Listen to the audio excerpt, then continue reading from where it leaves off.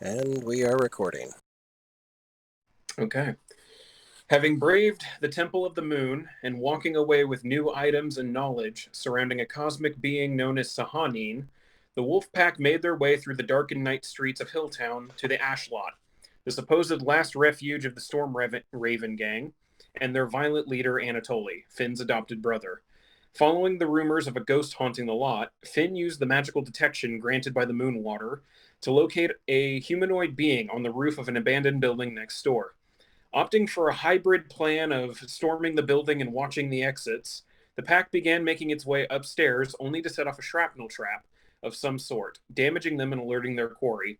As Finn watched the being leap onto an adjacent rooftop, he teleported in front of the being and threatened to blast them if they did not remove the mask. The being opted to defy Finn, revealing himself to have the voice of Anatoly. Finn tried to blast the masked figure, only to be sidestepped and blasted it himself with some sort of necrotic energy.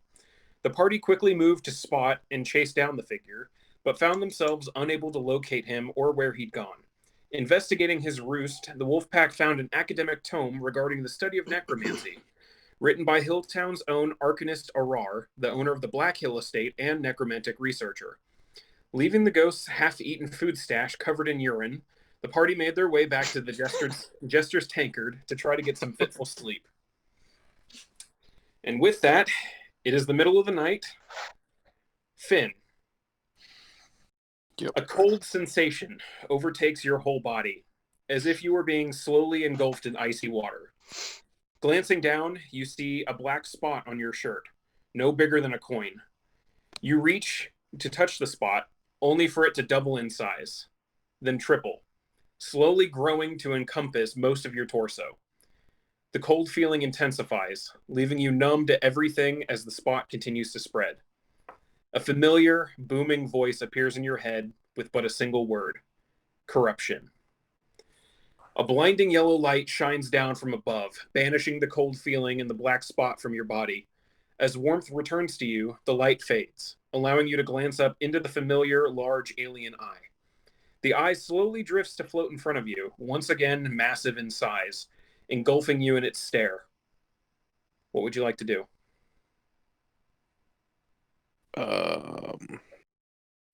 I'm still in my room. You're currently in this just floating black space before the alien eye. But it seems to be that you have some kind of freedom of movement to float around here and interact. So it's just like all black except for the eye. Yep. So it was. Wait, that black spot was on me? Yep. And you got rid of it? I'm saying that to the eyeball. Like, that you got rid of that thing? You watch as in front of you, about 5 feet away, but lit up by the alien eye, a black mass of goo and energy seems to just appear from nowhere, moving and shaking in ways that almost like if water were suspended by magic and allowed to free float naturally. Similar in size and consistency to what you were hurt with in your brush with Anatoly. You watch as the miasma slowly comes towards you, just not aggressively or anything, but as if for you to look at it. Another word appears in your mind: study.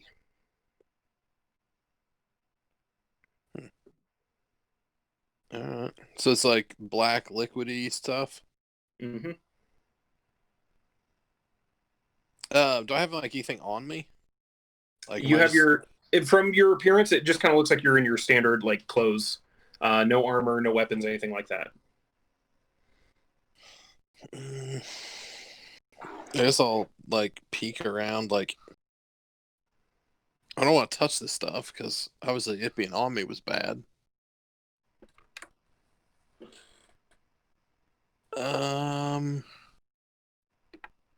Can I? What?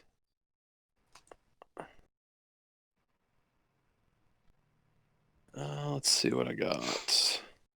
Oh shit! For good spells for this, but I'm gonna cast Mage Hand. Okay. And then I'm gonna use my Mage Hand to poke at this stuff. Okay. The magical glowing hand goes and pokes right into the stuff. The mass, like the goo itself, kind of gives way with it. You watch as the whole like goop cluster of goop pushes away from the hand a little bit, reacting almost like poking Jello a little, not Jello. Trying to think of a good. It's like watching the alien symbiote from Spider-Man like freak out about being poked. Like it moves away a little bit, but it did react to getting poked. Like it squished into it a little bit.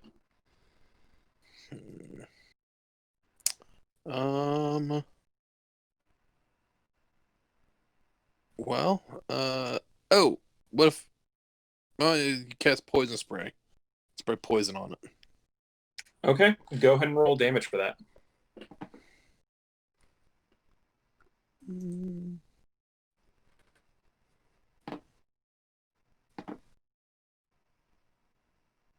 Oh, I think I'm 3rd level.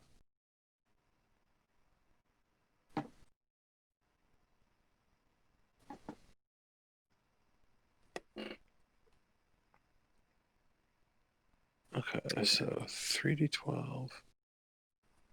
I think that I don't know why it's doing that second thing because it should just be the first one, right? Yeah, it should be. Because that's 3d2. 1 to the 3rd power d12. Well, it's like 1 die and then times 3 for what spell level it is. Yeah. Huh. It's fucking weird. We're just gonna go with that 20 instead 20. of the 13. Yeah. I think they must have changed some way the stuff rolls because I noticed that on another one of my spells looked all fucked up like that. So yeah, the 20 is the damage. Yeah. You watch as the miasma slowly starts sizzling away from the poison. It does appear to be damaged. After you're damaging it, it seems to have sustained it. You are able to hurt whatever this is.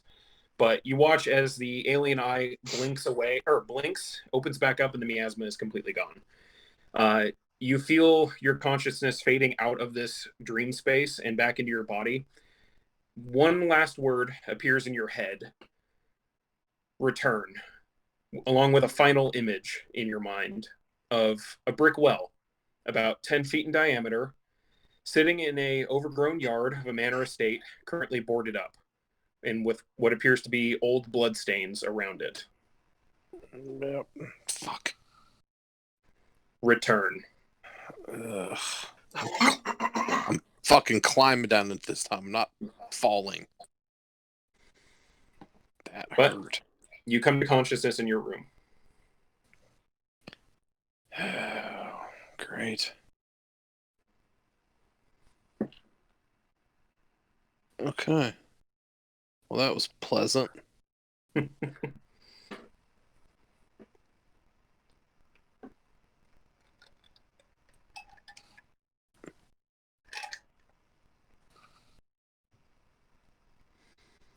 you like to do anything before going back to bed? I mean, if it's the middle of the night, I'm assuming everybody else has crashed out. So yeah. You guys went to bed pretty late. It's at this point it's dawn, but you haven't gotten the full rest yet. You guys went to bed just a few hours before dawn. But I would have gotten like a short rest though, right? Yeah, you would have had a short rest from that.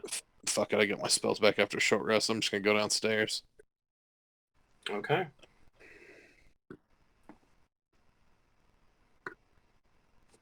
I'm assuming the rest of you are sleeping all the way through to a full rest. Yeah, I don't think we would have had any. I know I would have had no reason to do otherwise. So no, yeah, you guys would have slept through it. So we had a long ass night. Yeah, you guys did. In that case, Finn, you've got a couple hours until they wake up. Is there anything you'd like to do, or do you just want to chill down in the tavern? Fuck. I'm tempted to just go to the goddamn well by myself, but I know that's probably not a fucking smart idea, so no. I'm gonna I should go fucking hit up fucking Tyler's room, see if she's got any fucking weed left. Okay. You knock on the door, and there's currently no answer.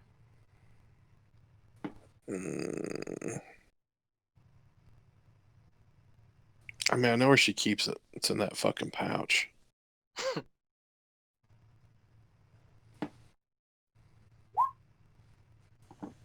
Easily enough, you're able to get into the room. Entering in there as quietly as you can, trying not to wake her up. You do not see Tyler in her bed. However, you do see, and successfully being quiet while in the room, you don't see Tyler herself laying in the bed. Instead, you just see a mottled cat, or a mottled furred cat, Hello? laying in her bed.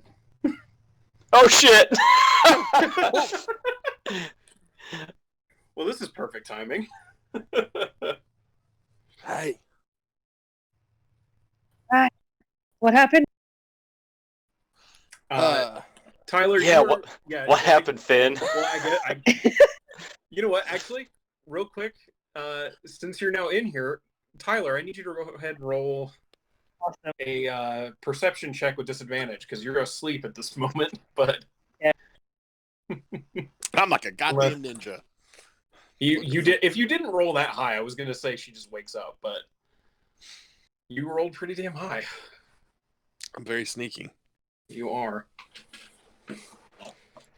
Oof. I'm very But- perceptive. Damn it. You're Holy shit! Tyler, while you were very, very tired, you were sleeping in a cat form on your bed, That's but about right. your ears twitch away, or your ears twitch a little bit to the noise of Finn breaking into your room.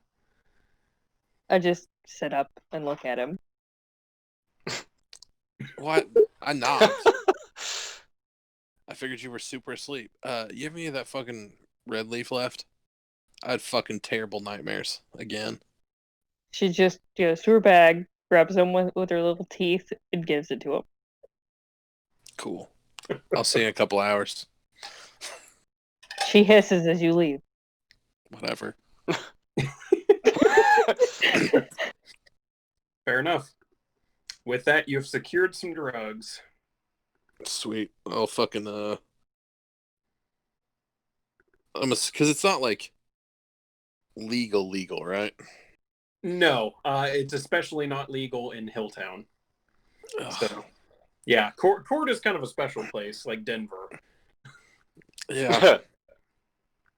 I mean, like, there's gotta be some fucking rooftops around here that aren't fucking like being watched. Yeah, and you are fully aware that there are certain rooftops around here where it's pretty easy to get away with stuff.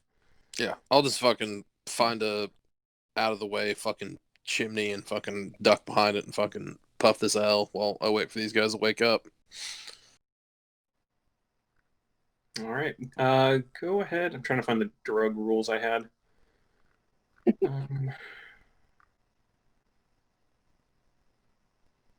Well, there's the stuff for the crumb.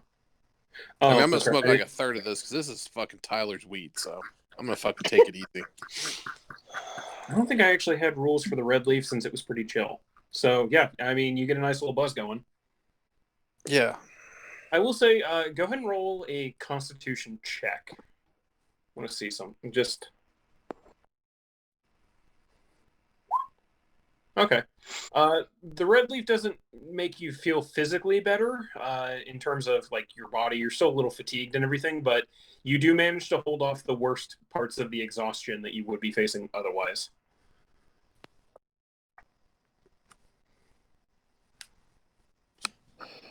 Cool. Well, I'll wait an appropriate amount of time and then head back to the fucking inn and get some breakfast. All right. Eventually, everyone comes awake. It's late morning, close to noon at this point, so it's a bit more like brunch, but everyone except for Garuk slowly makes their way down into the common room to get some late breakfast. Finn eventually coming from the front door. But you guys are all sitting there in the common room now. All right. Hey, Finn, did you have a nice morning? Morning was better than the fucking half shitty fucking night. Well, you're welcome for that. Yeah, okay. I mean, like, I'm not fucking good for it. I mean, Oh, I didn't Yes, say sir. that. I mean, I knocked. I did say thank you. I knocked, you didn't wake up, so I figured, well, you were fucking sleeping real hard, so I just snuck in. I know where you keep it. I wasn't gonna, like, hide it from you. I wasn't gonna be like, oh, hey, Fair by the enough. way, I fucking nick some weed while you're napped out. No, so my fucking My visitor came back last night. Ah. Apparently, oh, by the way, like, whatever that shit was that dude, like, is shooting out, don't get it on you. It's fucking super gross. Noted. Yeah, like, on top of the normal don't get hit with stuff rule, this is... Yeah, so whenever we came back, that shit like visibly did something to him. Do we notice now that he's no longer affected by whatever that was on him, or would we have not noticed anyway? Well, the effect you guys noticed was he was feeling very close to death at that point. Like almost like some of his vitality had been drained. The other effect was that his chest, specifically in his armor, was coated in this like weird black goop, almost like a residue left behind from the blast. The residue by this point has faded, along with a little bit of scrubbing that Finn did in his downtime, just to make sure that it was completely off. As far as the like vitality, he seems better. He's not like breathing heavily. He doesn't appear as gaunt. Still seems a little tired, but not as much as he was last night. So he seems to have recovered from it. Yeah, Finn, that shit took almost everything out of you, didn't it? Yeah, pretty fucking close. Like, that was not pleasant. Yeah, okay. I mean, on top of the fucking myriad of reasons I want to fucking slowly peel the fucking skin off that douchebag, that's going near the fucking top of the list. Speaking of, who wants to take a fucking little field trip to the well that I got fucking dropped down after I was almost knifed to death? Me. We didn't have any other plans, did we? Speaking of that, where's that fucking psycho Garuk? Anybody seen her? Fuck no, I figure she's probably fucking pulling the wings off insects. As you guys are discussing this, the waitress comes by to refill your ale and just says, "Oh, do you mean the tall elven woman with the weird cloak and the angry scowl on her face?" Mm-hmm. She left a note, said to give to the rest of her friends. I'm assuming that's you guys. Close enough. She hands you a note.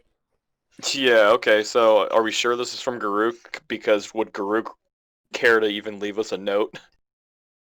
We'll open it up and read it. Okay. In fine elvish script, for whoever reads or who's fluent in elf, it does say, went to investigate the tome we got. Be back later. Well, at least she's doing something worthwhile. Oh, yeah. All right. Speaking of, I think I have the circlet. I believe I did give you the circlet. You do have the circlet. I do remember that. And I listened to the last recording like twice in the last 2 months. So. Yeah, I did listen to it the other You day. were very excited for that circlet. Just because it's the fucking first time I found something magic. All you rest of you guys got cool shit. Yeah, I don't think we know what it does, though. Yeah, I don't think you guys had anything identified. No. Almost all of your stuff is still sitting there unidentified. Yeah.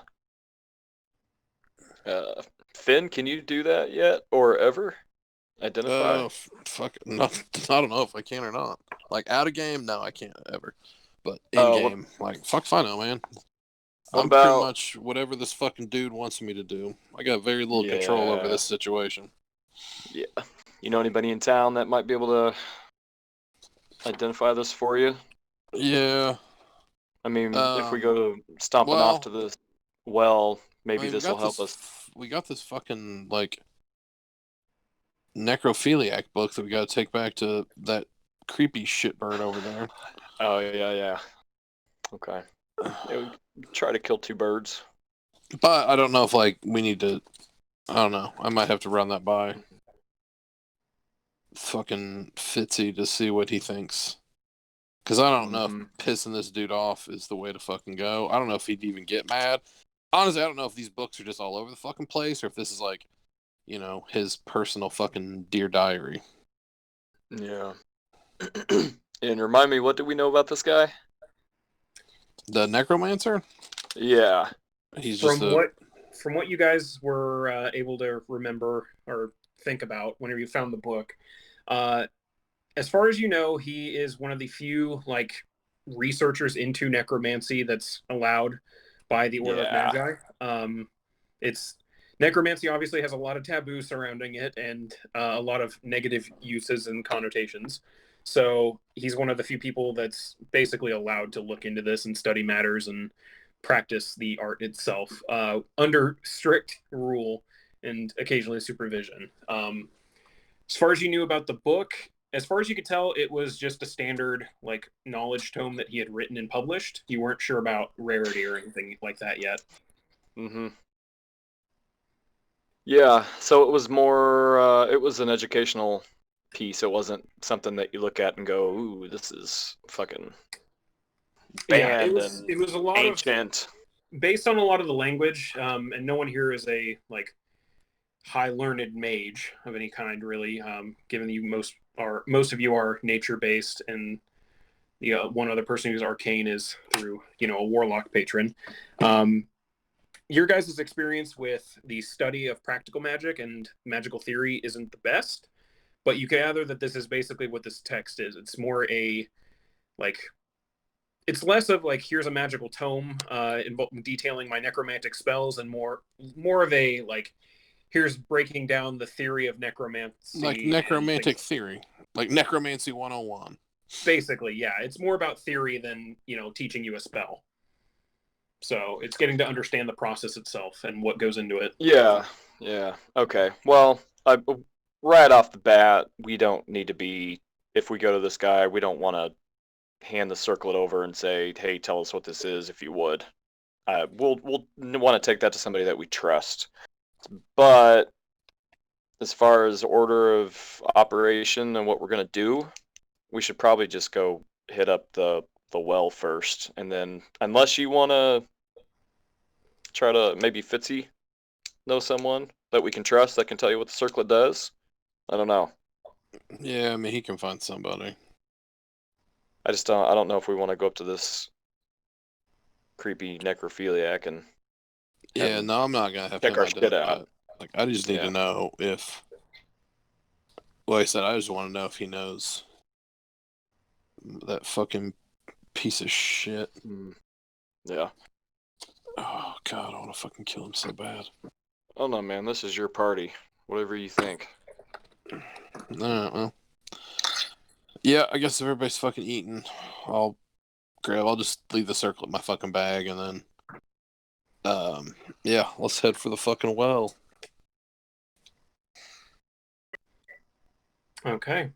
In that case, anybody else, as you guys are getting ready to head, this is on the edges of Hilltown. So if there's anything you want to do, any little errands on the way out of town, this is the time to do it. Which side is it on? I forget where the... It is southeast. I think I just moved your guys' map. You would know it is actually this estate all the way out here to the east. Wow. Yeah, it's a bit of a trek. Where again? There we go. This As one. blurry as hell. Okay. Yep. Wow. Yeah, it's a ways out there. It's out into the farmland area. I mean, we wouldn't go that far without getting, stacked up, so I'm assuming. I mean, it's not like it's days away. No, I mean it's a good day trip away. Like a couple hours there, a couple hours back.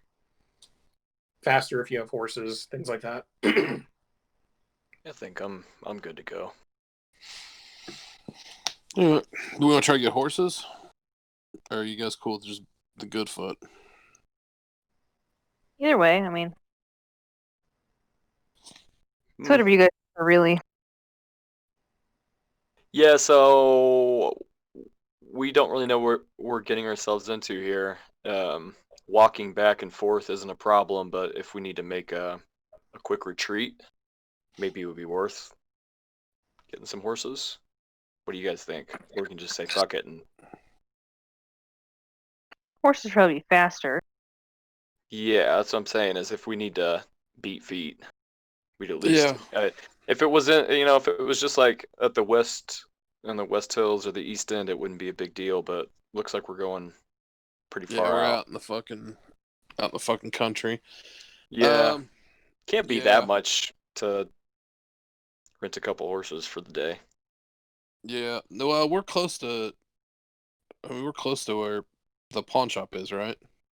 You guys would be passing by the pawn shop because, well, depending on what route you take. If you wanted to, you could pass by it. You guys are staying out in the West Hills, outside of the wall, technically. But if you wanted to cut through the city and take the main roads over there, you could. If you just wanted to go down around the wall through the West Hills and then into the estates or into the farmland, you could as well. Just kind of depends on which route you want to take.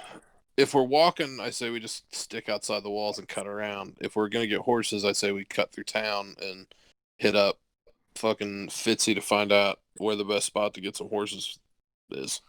Yeah, it really depends on where the stables are. I mean, if the stables are on the east end outside of the road, then we're already walking halfway there already. Well, So, Yeah. Finn, you would know this, having needed to appropriate some horses every once in a while during your time here.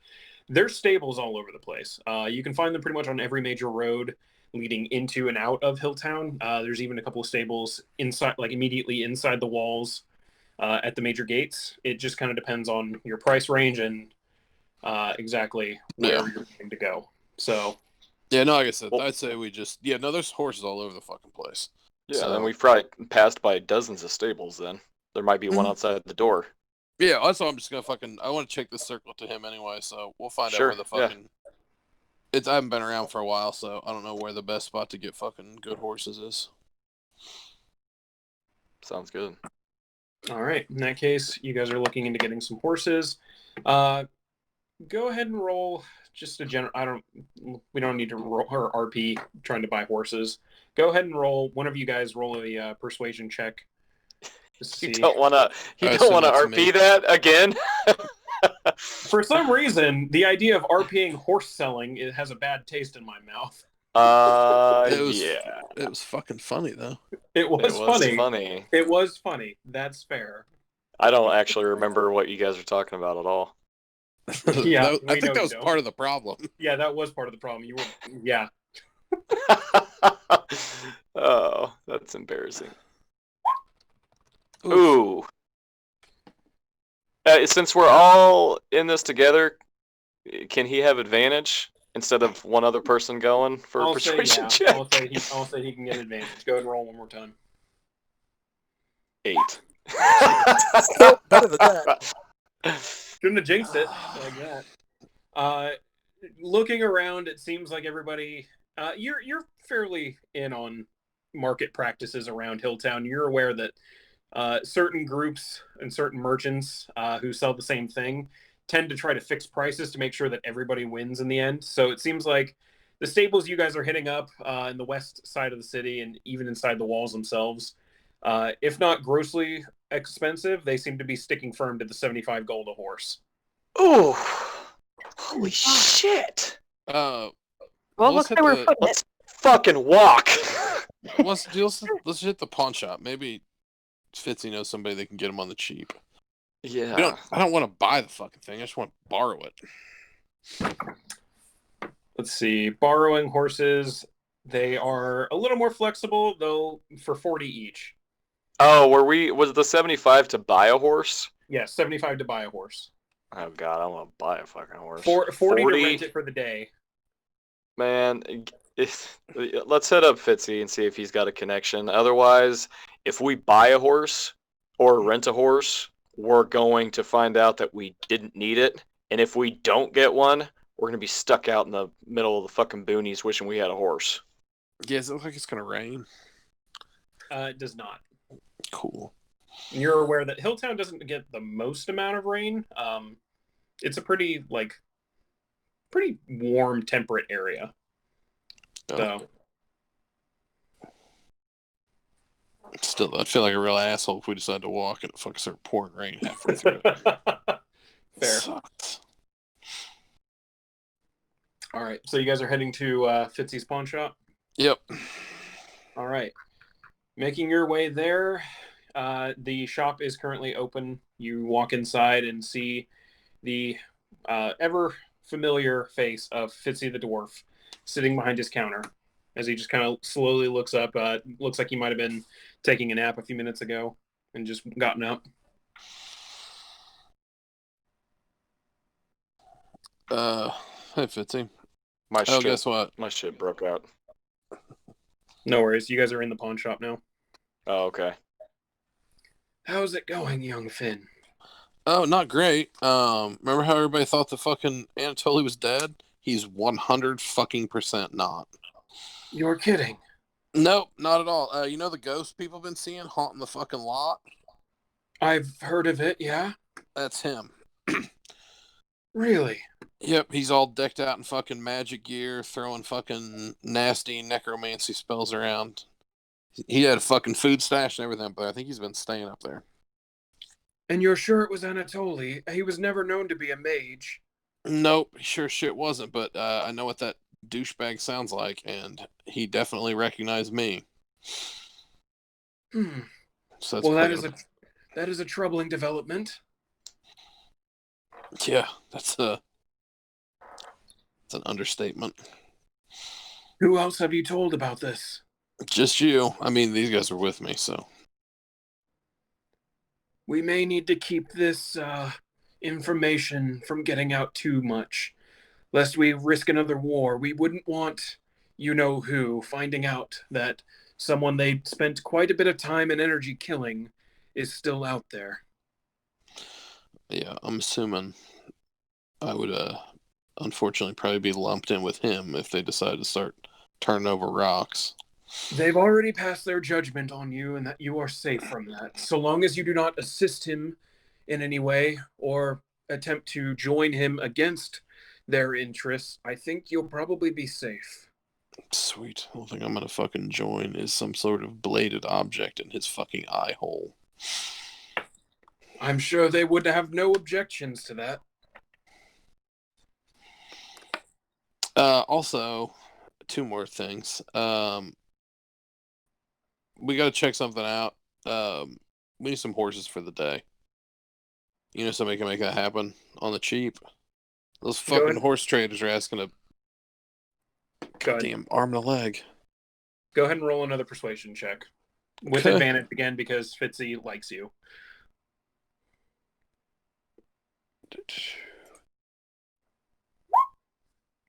Well, that got better. There's that 8 I was looking for. Yep. I might know a guy. I can put the word out to him. Or better yet, and he goes and fumbles through his drawers a little bit and pulls out a. You do recognize this. The organizations that you've previously been around tend to work with favor coins and things like that.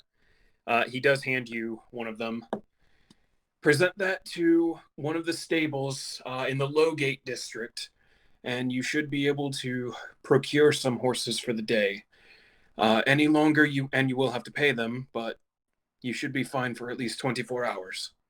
Sweet. Thanks, dude. Nice. Also, can you look into getting this identified? I'll pull out the circlet. Interesting. Let me see it for a second. Okay. Just kind of takes his hands, runs them over there, puts it almost like 3 inches away from his face and squints real hard to try and get the best view of it he possibly can. I might know a few people that can take a look at this. When do you need it back? I mean, whenever. Don't kill yourself, but you know, soonish.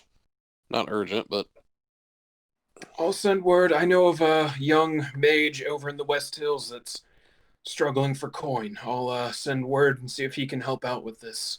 Sure, he'd appreciate the business. I'm assuming he's discreet. I don't know. You know.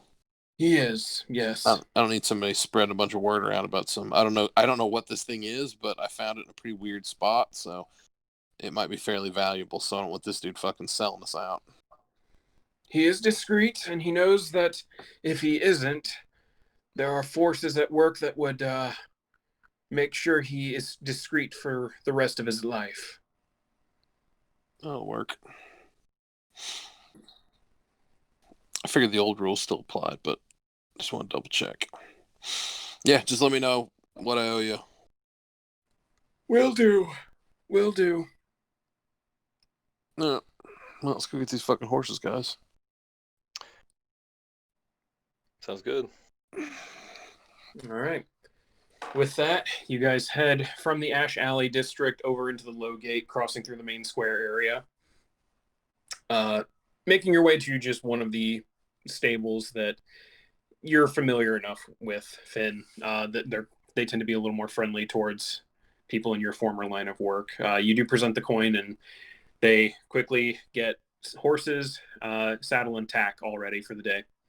You have about 24 hours with these horses. That'll work. Let's beat feet. All right. And with that, you set out from the Low Gate district, making your way through the East End and starting your way towards the farmland. I'm going to have everyone roll a perception check as you guys are making your way there. And once we get outside of town, I've got Elvis fucking up in the air doing the fucking patrol route too.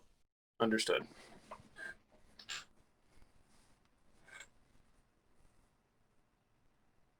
You said perception, right? Yes. You mean a roll for his? Not yet. This is while you guys are still technically in town. Oh, gotcha. For something. Double check here. So 16, 15. Pretty decent rolls, guys. Where is... I don't have it somewhere around here. Ah.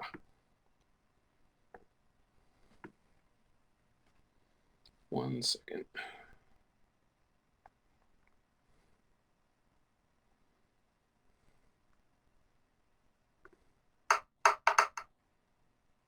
Okay. You guys make your way through the East End with no apparent issue. You do see people, going about their business, day-to-day life, things like that. The occasional boarded lancer patrol going through. Eventually, you make your way out of what would be considered the city proper and the outskirts and into farmland, traveling down some old dirt roads in between the fields of various kinds of wheat, cotton, and other bumper crop, essentially. Elvis is up in the sky now, keeping an eye out on things. With your passive and between his passive and yours, you guys don't seem to spot anything.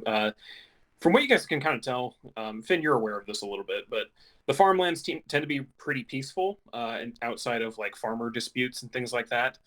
You don't see a whole lot of foot traffic going down these roads, other than the occasional piece of equipment or livestock being herded around, some things like that. But by the time you guys set out, and by the time you guys it's close to late afternoon, bordering on like evening time, like the sun's starting to go down when you guys make it to what appears to be, out of a whole array of estates that you've passed by, the only estate that is currently overgrown, full of weeds and long grass, and doesn't seem to have any kind of maintenance at all. From where you guys are stopped, kind of looking around, the manor house itself appears to be a 3-story, mostly brick affair, well tiled on the roof, other than a few pieces falling in, it appears. Everything about this estate just screams disrepair and just it's been disregarded by everyone. But you are outside the estate. Well, the next stop on our tour is this creepy ass farmhouse. Yeah. You'll notice the general rundown ambiance of the whole fucking place. And if you follow our guide around back, you'll see the place where he was almost murdered. In fact, you do see this. It is a brick well, about 4 feet from the ground up, about 10 feet in diameter all the way across. The well itself seems to be pretty sturdy and hasn't fallen apart. There's kind of a ramshackle board, patch of boards on the top of it, kind of keeping it from just being open to the air. The grass around there is pretty bad. It's nice and long. The patch immediately around the well itself appears to be just dirt. And in a few spots, you do see some dark patches that are a little darker than normal. You gather that this might be what Finn was referring to. The left spots are mine.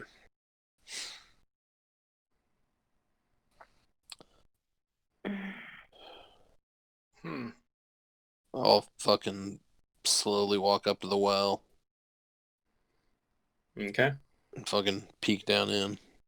I don't know if it matters or not, but I know he's occupied here. I'm keeping an eye out, just looking around, making sure there's nothing funny going on. Okay. Go ahead and roll a perception check. Okay. You don't seem to see anything. A lot of bugs around, but that might be just the fact that this place isn't well cared for. So it's kind of the wild appears to be taking it back. Finn, go ahead and roll a perception check. Actually, no. For this would be investigation as you're peering down into the well, kind of giving it a look over. Can I look over everywhere that isn't the well? Yeah. Go ahead and roll a perception check. Cool. Or yeah, how closely or what are you looking into? I was just gonna look and see if there's any like signs of like people coming and going or something. Okay. Yeah. Go ahead and roll perception. Doesn't appear to be. This place seems to be pretty well run down, and very well taken over by the wild. Doesn't look like there's a whole lot of foot traffic going around here, if any, at all. All right. Finn, as you kind of peer down into the well, you don't seem to see anything down at the bottom. You would know that it is within your range of your dark vision. You just don't see anything down at the bottom other than what appears to be mostly decomposed corpse and quite a bit of mud and vines along the sides. Yep. As you peer down, though, you do feel a slight burning sensation in your pocket. I'll pluck and pull my coin out. Yep, the coin is warm to the touch. At this point, it's not boiling hot or anything, but it is fairly it's getting up there in heat. Like you left it outside in the sun for a couple hours. Oh shit. Huh? You said oh shit? Yeah, this little guy's getting warm. Huh. Yeah. Well, I guess I'll fucking tie a rope off and climb down in. All right. You secure the rope down outside of the well and slowly begin rappelling down into it. Takes a couple minutes to safely do it. You lose your footing occasionally from the slick mud from the inside of the well, but after a couple minutes, your feet kind of hit the bottom, sink a little bit into the mud, but you have made it to the bottom. The coin was getting progressively warmer as you went to the bottom. Yeah. Where was this mud when I fucking fell down it? This shit was fucking barely muddy. Oh, by the way, climbing is much more pleasant than falling. Tried both. So I can give an informed review. How deep did you say he was at this point? Like, now that he's at the bottom? He'd be about 15, 20 feet down. Oh, okay. That's not bad. Yeah, it's not a super deep well. Okay. Yeah, try to fall into it. It fucking feels deep.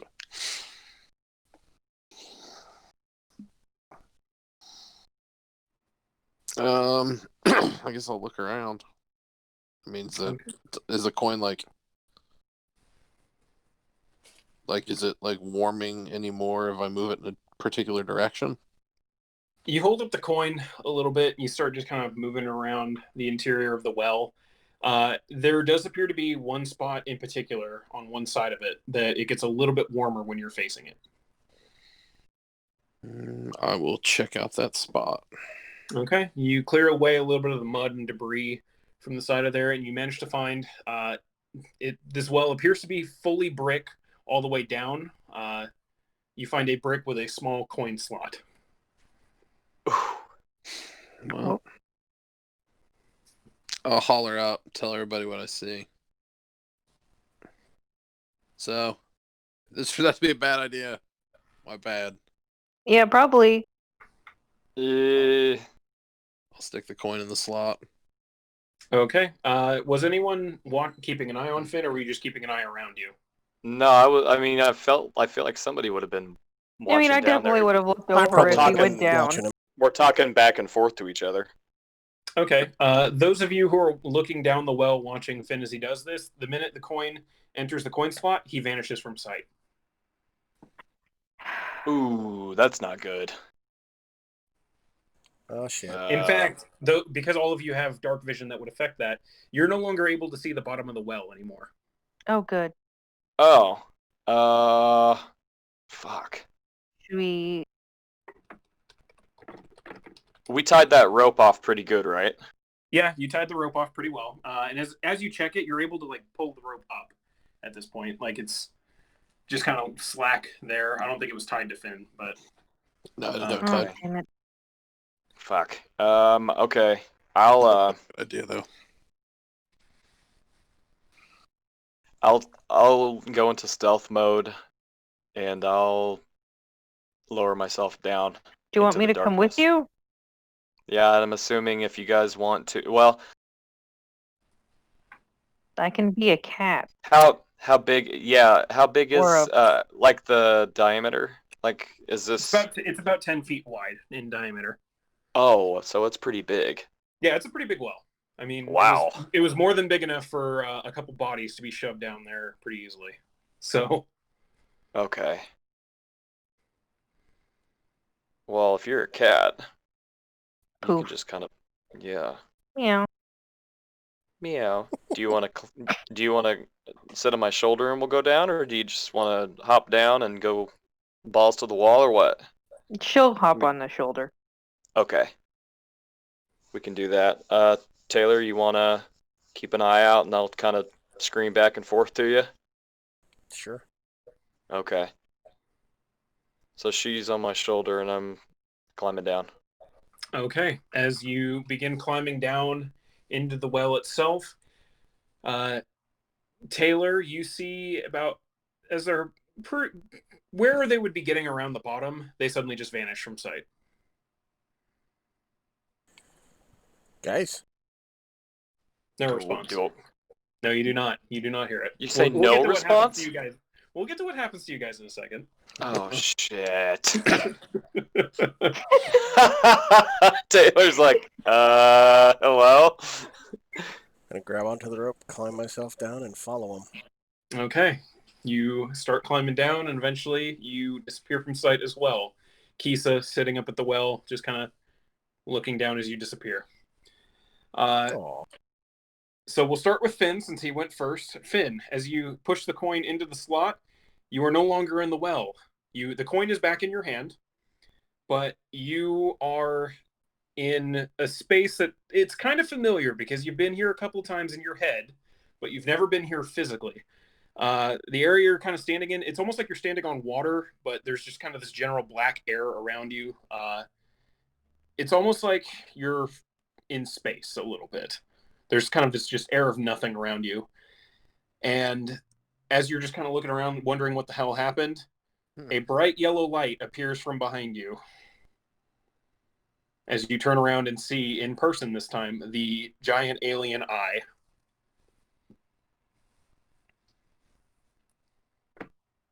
Hey.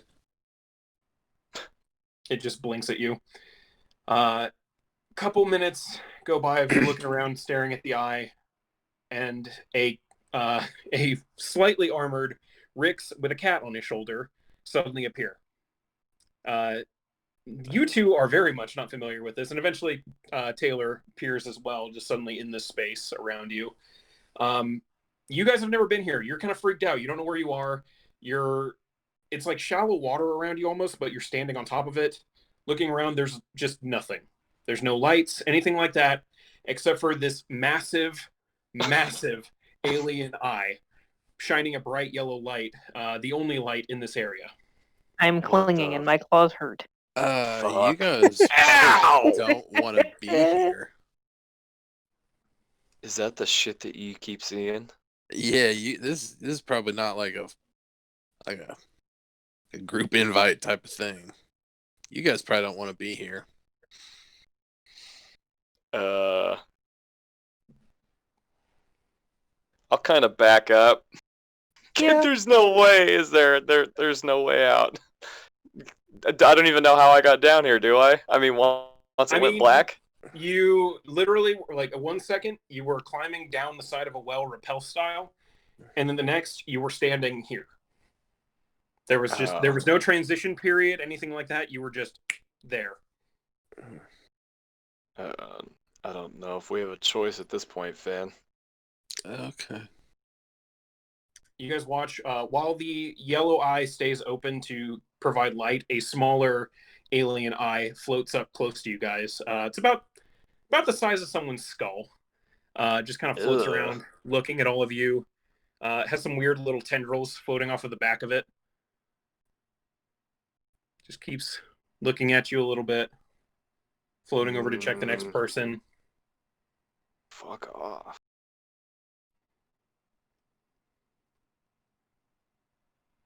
This your friend, Finn?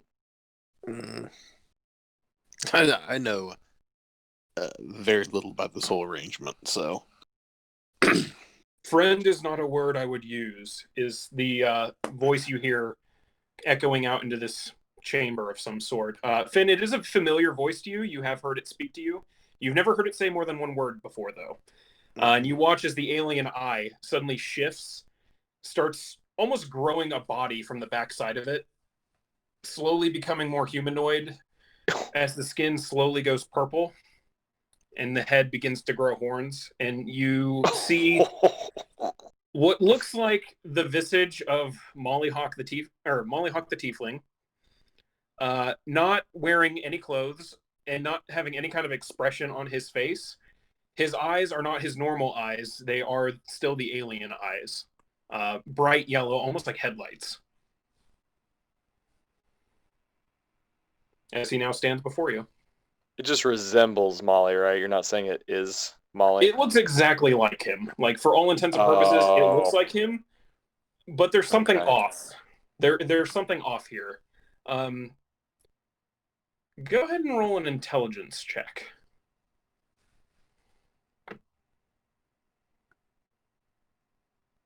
Everybody? Yeah, I'll say everybody for this, as you guys are watching this kind of happen.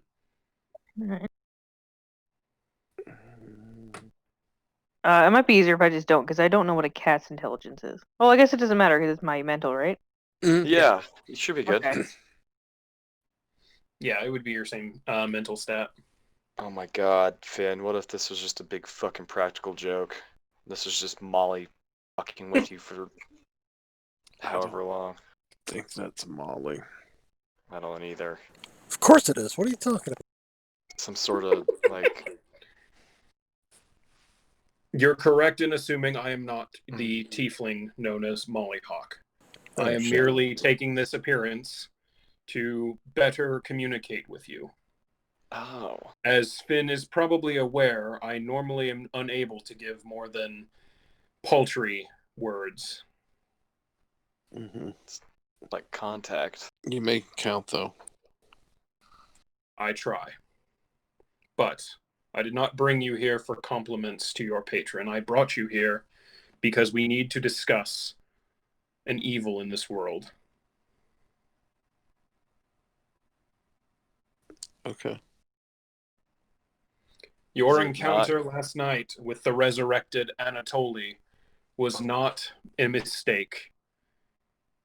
Nor was he a mage prior to your knowing him. The foul magics that brought him back have tainted his soul and given him abilities he would not normally have. Yeah.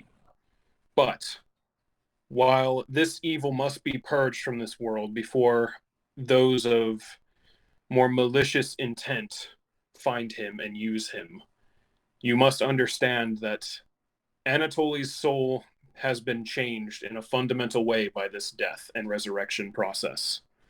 He is not the same person you once encountered, nor is he as, I believe the word you use is, as much of an asshole as he once was. Yeah. Still has a lot of fucking wiggle room because he was a pretty big asshole.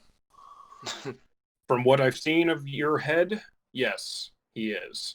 But you may be better served by having a conversation before trying to kill him. He is tied to events in this world that he does not even know are going on.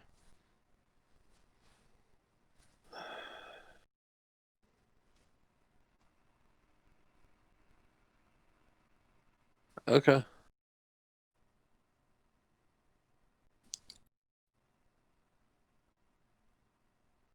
Are there any questions? I'm assuming just I need to talk to him about this evil. And does it have to do with the blade guy that they're going after? It does, in a way. He was brought back by another entity in this world.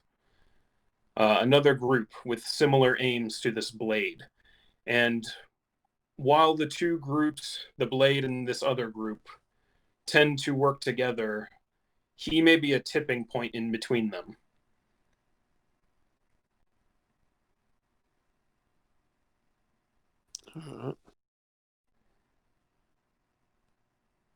You must also know that the magic used to bring him back is not of the mundane sort of magic that exists throughout Meridia. It is something different, altered, not normally seen. I believe you recently found a tome regarding the study of necromancy. Yes. It is my understanding from watching you that the author is nearby. Mm-hmm.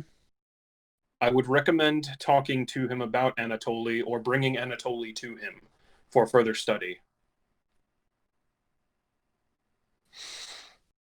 Cool. To hang out with him.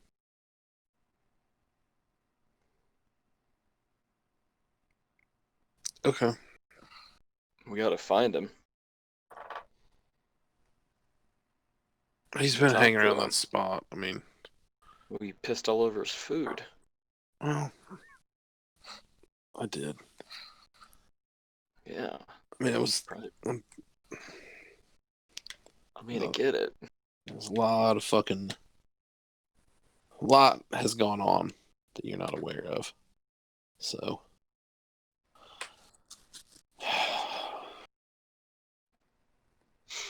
Okay. I feel like this That might was be my a... sole purpose for bringing you here, but if there is anything I can illuminate for you, I will try. I mean, this. So. I mean, we just find Anatoly and get him to this necromancer, and then, like, the next step is evident. Like, we're supposed to fight this evil. Like, how? That I do not know yet. I am still severely crippled in this form. Essences of my being are still scattered throughout Meridia, working to try and reform into what I was before the creation war. Unfortunately, this is the extent of my ability at this moment. I mostly use you and some other beings in this world as my intelligence network. Hmm. Fighting this evil may not be apparent in the next stages, but it is imperative that you work towards it. In the meantime, pursuing your previous goal of going after the blades would not be against what must be done in the future. They play a part in what is to come as well.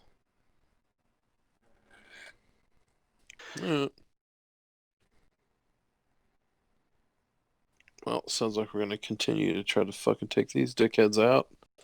Yeah, who's here? And That goblin? The little goblin's here? mm-hmm. Narret. That's right. Okay. Anatoly may have information regarding her. I am only able to see whispers through the energy around him, but I think he may be tied to her in some fashion. Alright. Looks like we're gonna be going to that rooftop again tonight. Maybe with our hands up this time. Yeah.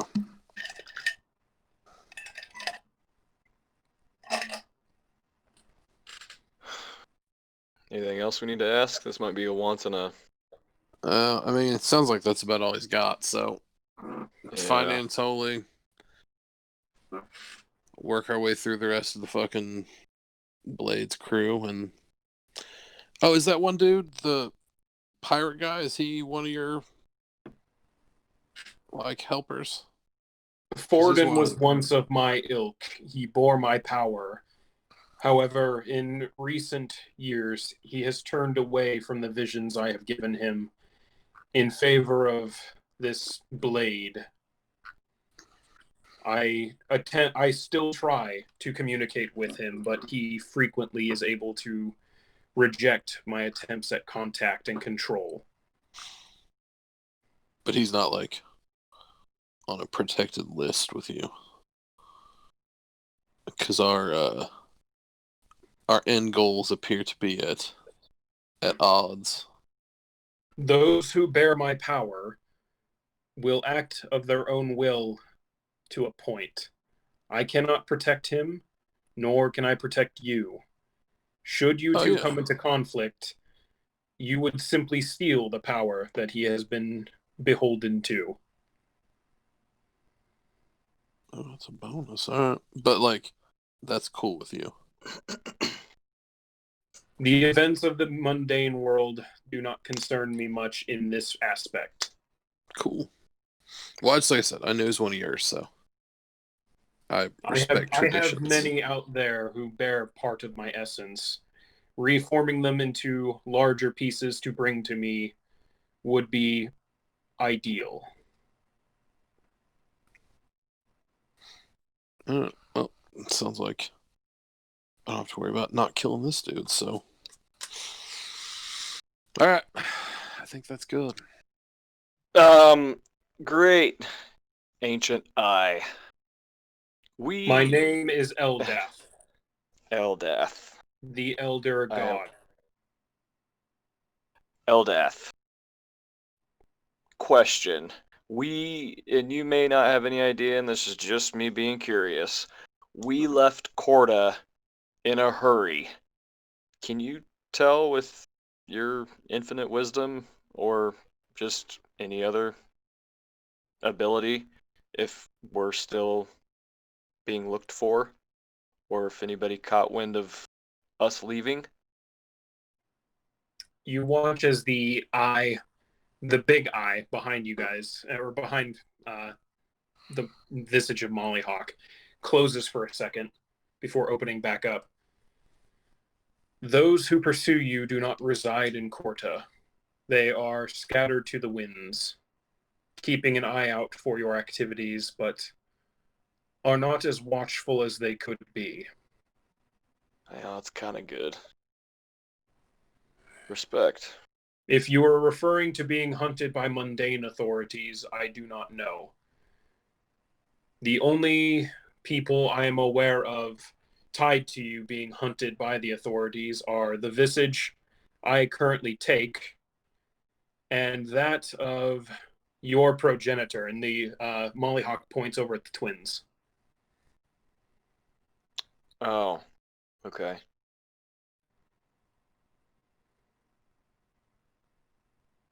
Good info. Thank you, Eldath. Or God. Do you want me to call you God? I don't know. I probably won't talk to you again. He doesn't seem to respond.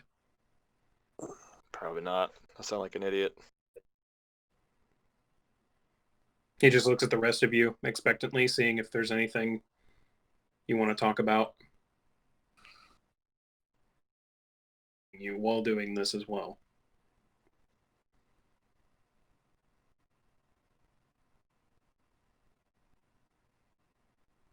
If that is all, then I think so. twins, nothing to add? Nothing I can think of. No, I'm good. Okay. You said he said when he was talking to me that they were still being pursued, correct? What he said was the only people he Or knew. how was it phrased?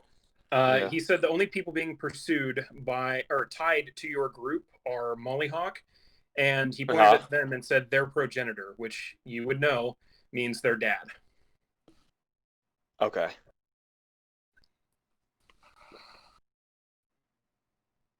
And we don't have anything. We don't have any reason to worry about that, right? I mean, we were gonna go hook up with him anyway at one point. Yeah, I think that was the goal. Okay. I'm trying to remember, did we talk about his anything about him previously? I don't remember. I think he came up. I don't remember. Yeah, He came up because I think you guys said that you needed to talk to him. But I was like, we can go talk to him. But then you said it was cool stopping by Hilltown first. Yes. So you guys didn't know that he was being hunted then. He's being tracked by something, according to Eldath. Yeah, that's what I thought you were implying. So their dad is being hunted. By whatever Eldath considers the mundane authorities. Huh. Wonder what Dad did. Mundane to Eldath is possibly a fucking terror to us. You get the idea that whatever Eldath considers mundane is anything that isn't Eldath or like a divine being. Because he talked about previously being mundane, and you guys are fairly well aware that mundane normally doesn't mean magic. So right, it's more synonymous for him as just like mortal beings and shit like that. Yeah, so that's interesting to know. Your dad may not even he may not even be back home. Probably not at home. Run. Does he have a track record of pissing people off? Not that I guess, Tyler, know you of. don't know. Yeah, you don't know a lot. You don't remember a lot, do you? I remember him, yeah. Taylor talked to him more, though. Oh, okay. As far as I can think of, if there was anything that he was doing wrong, he never told us. You'd be pretty well aware, Taylor, that your dad was very much a by-the-books guy. He was fairly well placed in the Rangers of Elvenon, the Imperial Rangers of Elvenon, not the Elvish ones. He was pretty well placed in the Imperial military there, well respected, but very much known as a by-the-book almost like a stickler. He didn't like deviating from standard procedures. He very much followed all orders that he was given to a T. So the idea of him doing anything that would get him hunted by the Imperials, it sounds a little off. It doesn't line up with that mental image that you have of your dad, being the cold, gruff military man. So this is that's really bad news for a lot of reasons. He may be, I don't know, he might be getting hunted over something that has to do with you two. Maybe somebody's after you two. It's possible. Woof. Well, I guess Finn and Taylor, you would both know that if you wanted to find out if someone was being hunted just regionally or something like that, there are Imperial offices for that. Plus, Taylor, you work for a series of bounty hunters. Yep. You could always find that out. Tyler, you work for an information network. I mean, this is very true. You guys have access to resources that you could probably find out what's going on with that and get more detail. Tyler, I could probably find out eventually. I think both of us could. Yeah. Yeah, because the last time you guys checked in with anything involving your organization was back in Marshtown. And that's not exactly a hub of information like Hilltown would be. True. Fair enough.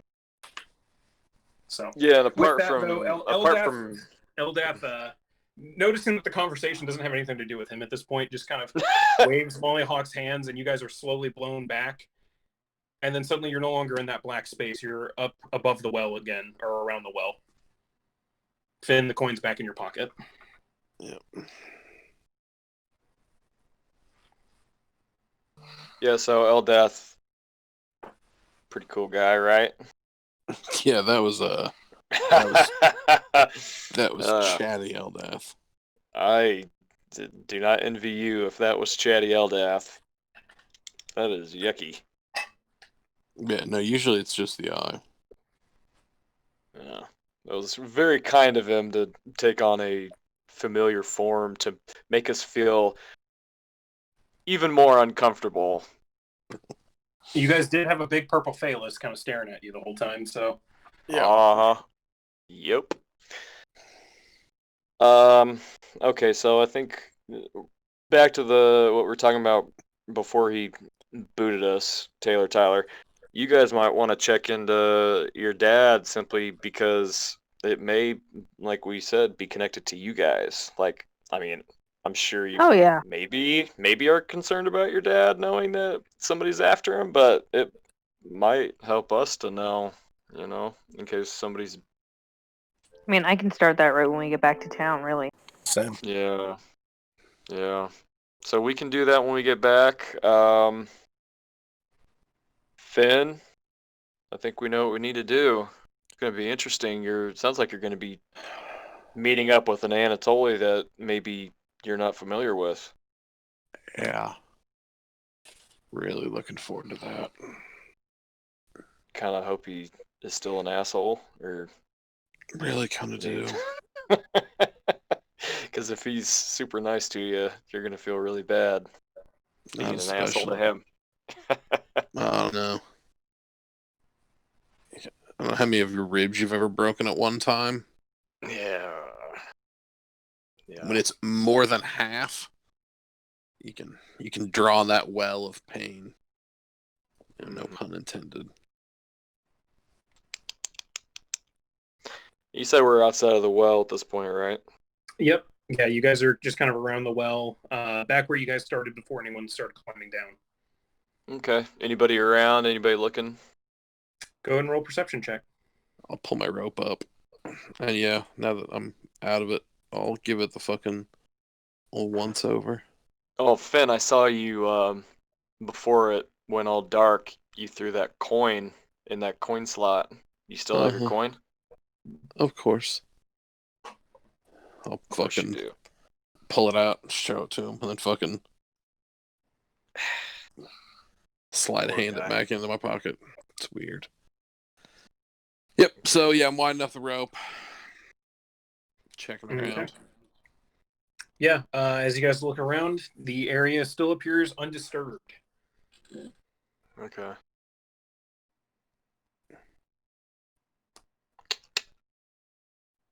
Roll back. Yep. Time of day, DM, just for... By this point, the sun... knowledge. Looking at the sun, it doesn't look like any time has passed since you guys went down into the well. Okay. So the sun's in the exact same position. Oh, fuck, that's weird. Alright. So we may not have lost any time down there, either that. Ugh. Yeah, I don't think it's necessarily like here when you're there. Yeah.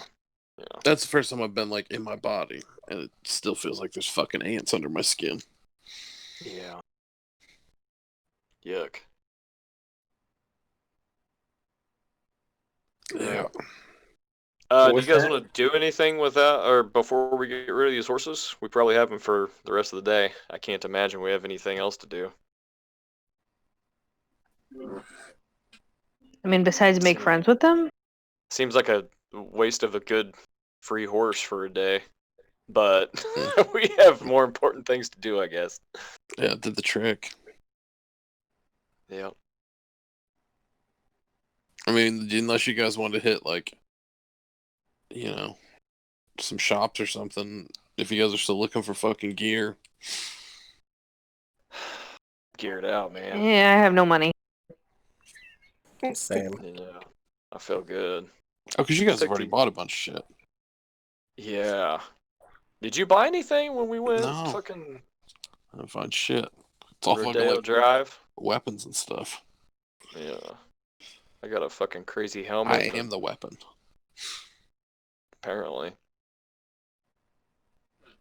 Alright, I say we go turn our horses in and get to work. Sounds good. Alright.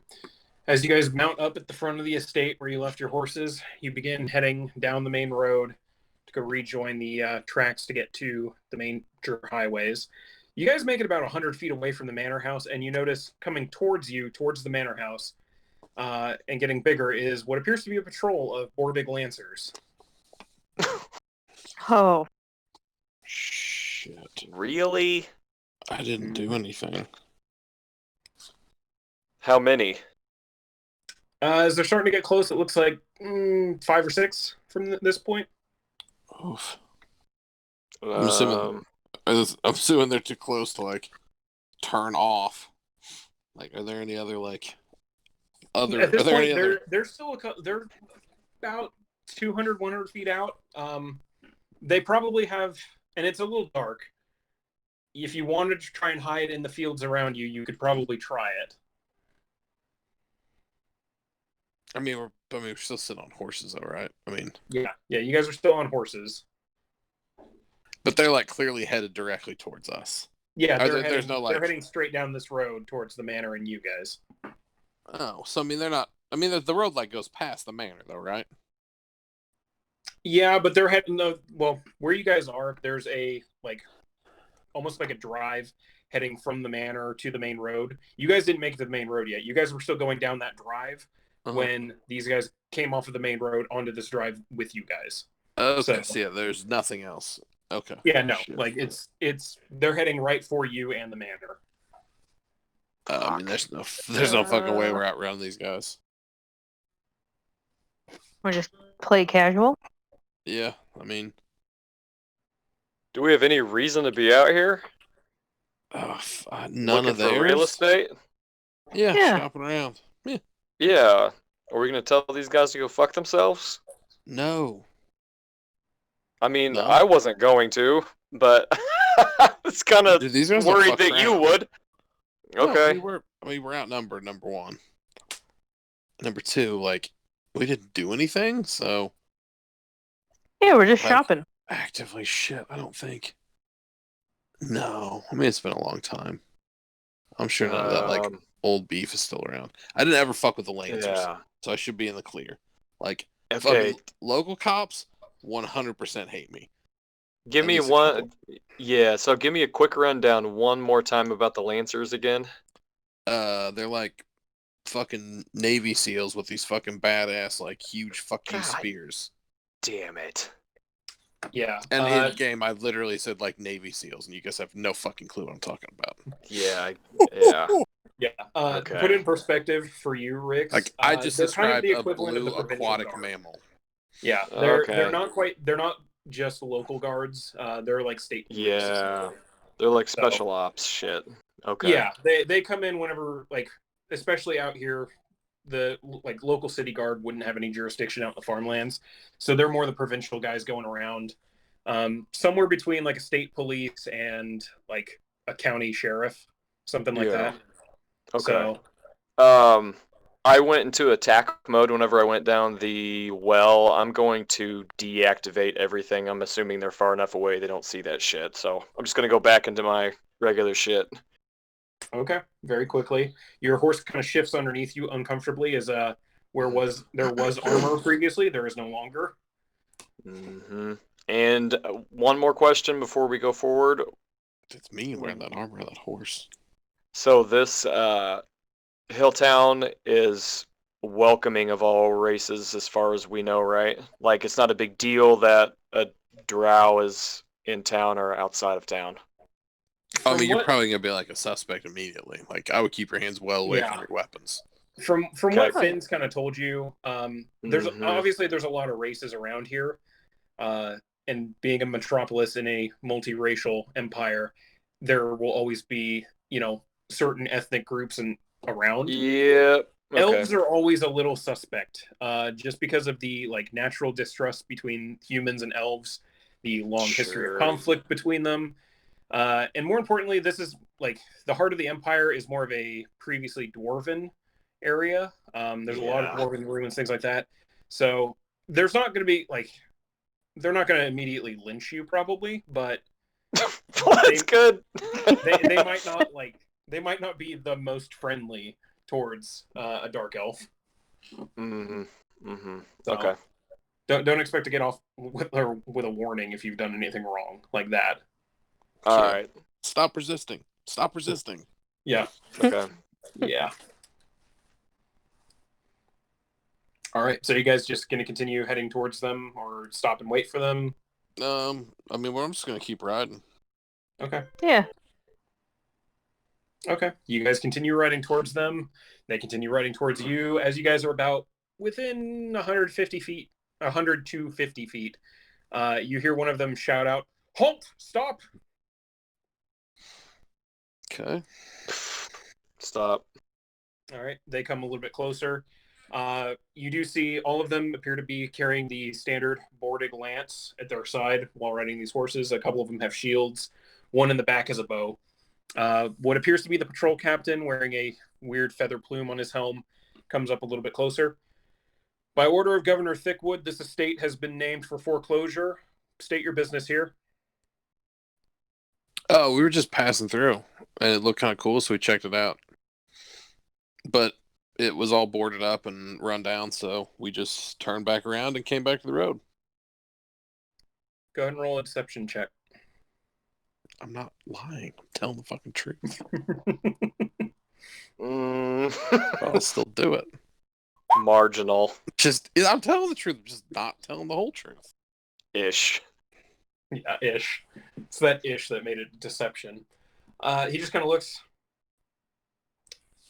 We'll inspect the property for any damage you may have incurred. What is your name, This sir? a piece of shit. You gonna blame me for the fucking rock Ben. crumbling? Stop. We have a regular patrol that stops by. If any changes have been made, we will Okay. notice them. Can I have your name, sir? Yeah, Julius Pepperwood. From What Hilltown. district do you live in? Ash Alley, where do you think? Please. Do I look like a fucking ridger? Hard no. Just kind of gives you the eye a little bit. Patrol, separate. Move along, citizens. They open up the road a little bit, allow you guys pass through. Keep on keeping us safe, guys. I'm not rolling deception check because I was honest.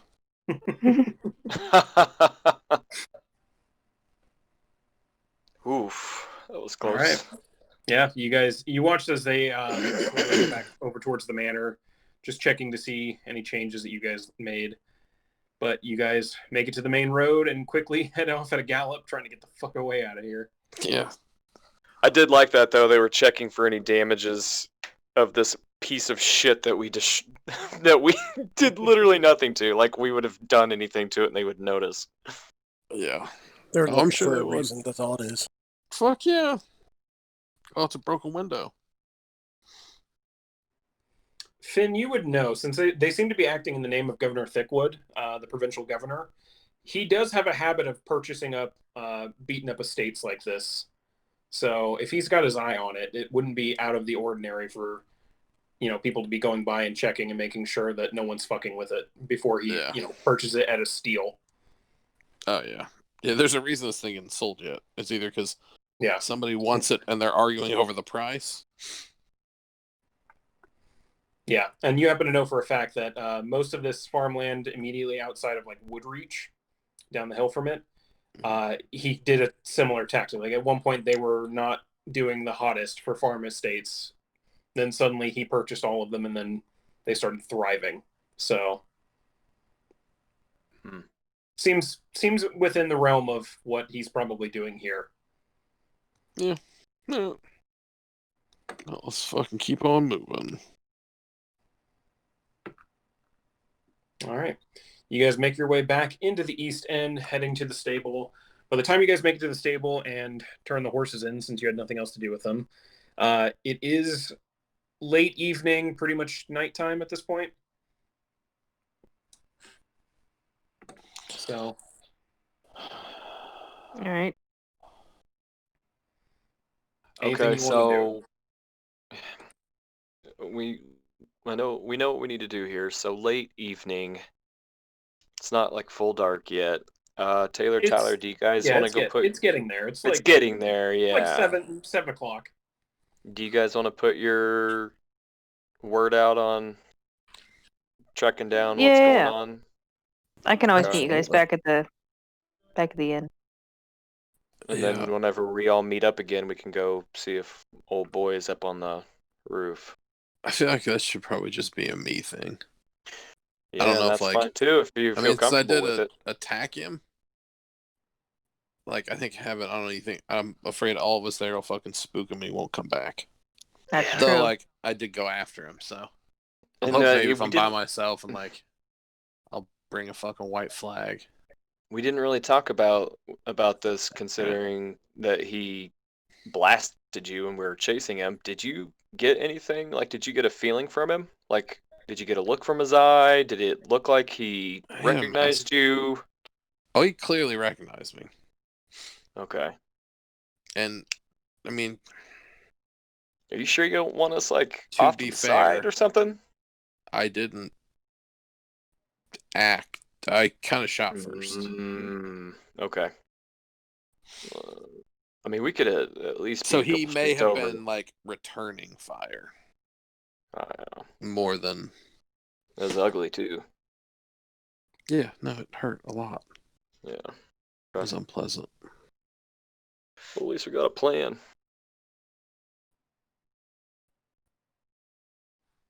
All right. All right. So who's going? Who wants to go first then for what you guys find? I'll go first. All right. So you are. What do you want? What are you wanting to do? Seek out any of my contacts that I can find for whatever information I can find about my dad. Okay. About Go anything he's ahead. into. Go ahead and roll. I'll say for the purposes of this, an investigation check with advantage. Your organization doesn't exactly have like set guild halls or anything like that, so it's more just being able to track down. Okay, it takes you a little bit of time, and you kind of run into a few false leads. A few people end up directing you towards one of the government buildings in the center of town, which is very clearly closed. And also, your people wouldn't typically go and set up shop in a government building, since they're more of a loose organization. You do eventually manage to track down a couple of other bounty hunters, kind of meeting up at their. It's not really like a headquarters or anything like that. It's just more like an unofficial spot to meet up, exchange information, things like that. Checking with a few people, you do actually come across a wanted poster with a relatively decent drawing of your dad on there. Yeah, I have it pulled up somewhere.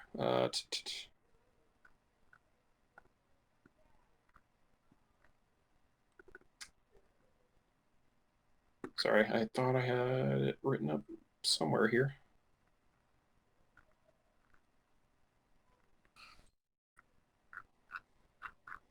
Your dad is currently wanted for treason against the Empire. Oh. Yeah, there is no other information on the wanted poster other than that. It just has a rough approximation of him. Rough location says he's somewhere in the Redwood Forest, and stating that he's wanted for treason. Well, that's not good. He's been like abuse of a corpse.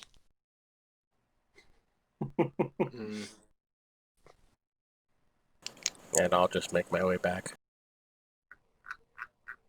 Okay.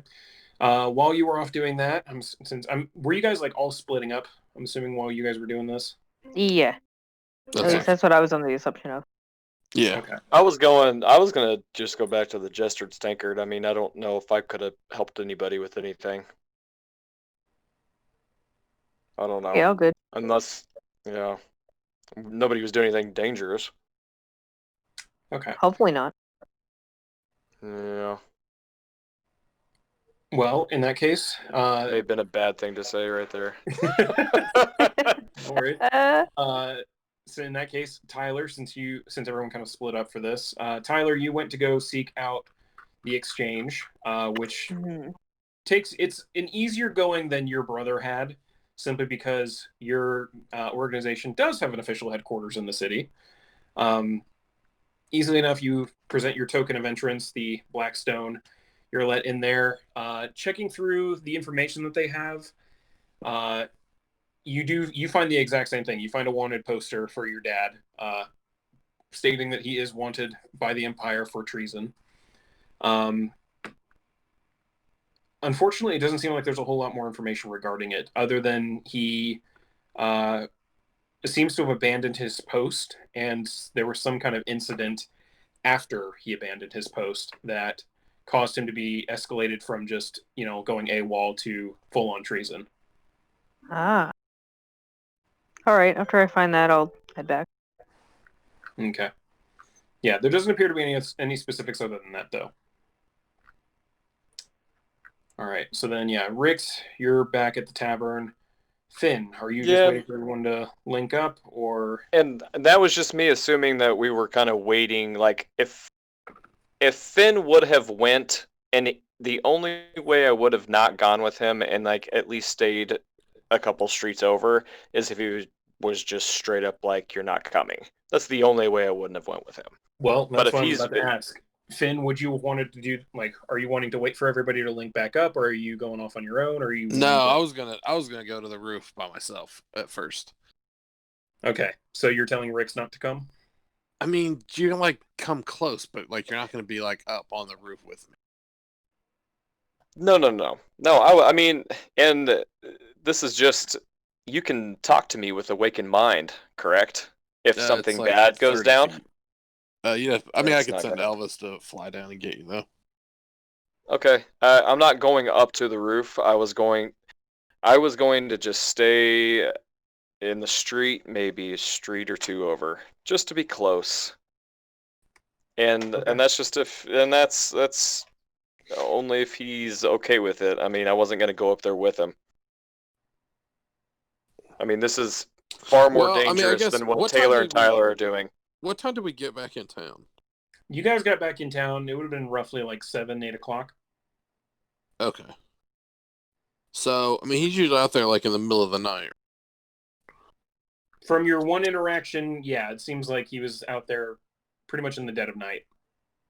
And like that's what like the stories about the ghosts said, it was always like in the middle Yeah, of the night. the ghost says it's usually like some kind of witching hour in the middle of the night when he's out there.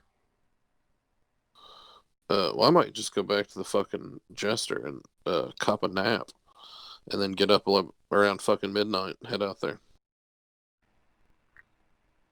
Okay. In that case, the twins have enough time to come back. Rix, are you staying awake until that point, or? Yeah, I'm good. I don't need to sleep that long anyway. So he didn't even get a long rest the first time, did he? No, he did Whenever we not. slept. But he Yeah. rolled high enough on his Constitution check with the Oh, red leaf that's that right. he kind of avoided the exhaustion Yeah. point that he would have had. No, otherwise. yeah, I can stay up. I'm good. Just chill. All right. The twins, you two link up back in the tavern with Rix sitting down there enjoying a beer.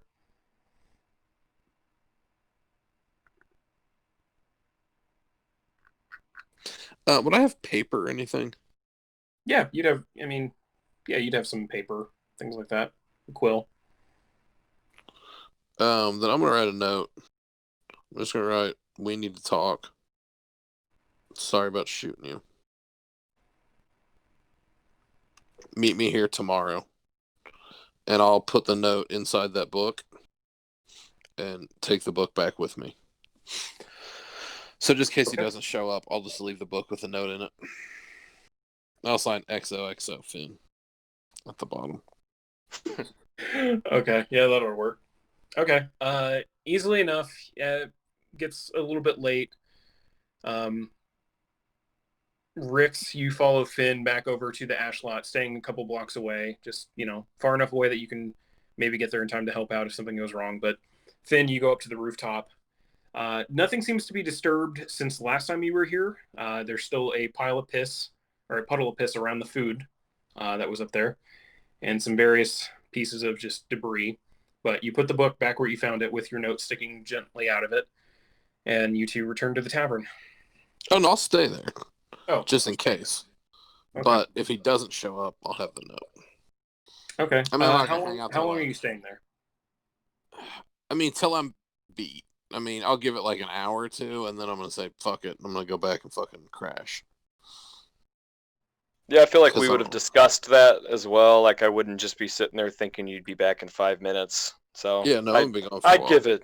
Yeah, I'd give it some time too, and I would keep an eye out as I'm out there as well. Okay. Both of you go ahead and roll perception checks.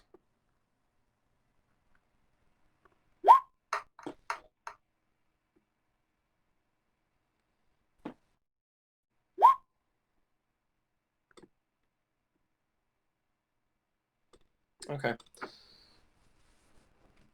Close to an hour passes.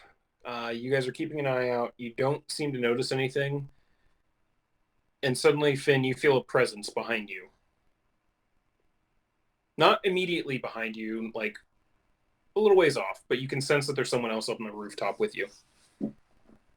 I'm going to turn that direction. Okay. You see a black hooded figure, black armor, a couple of sheathed daggers, and the familiar mask from the last time you saw him as he's standing there. I'll slowly put my hands up, like palms facing. I'm like, I don't want any trouble. He just kind of cocks his head at you a little bit. Why did you come?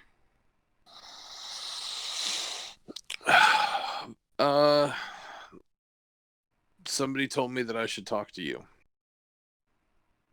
Who?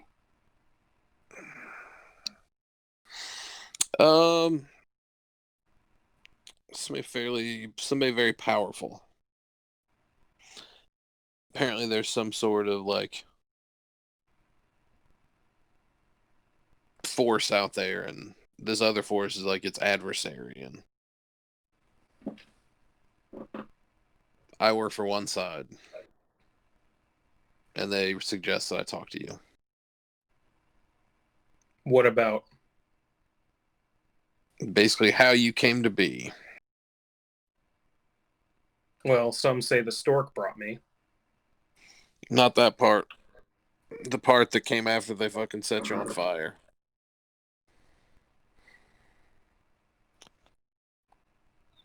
Well, I don't have those answers either. Oh shit. That's the whole point.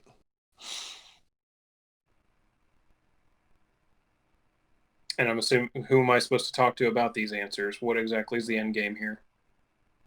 Well, you got his book. Like, have you ever tried talking to that dude? Once or twice. He's a friend of a friend. So you have talked to him? I know who he is, and he knows who I am. Well, apparently he may have some answers about how you got to where you are. And how. From what I understand, he doesn't know too much more than I do, which is not much at all. He's treating me as a observational experiment, I believe was the term he was using.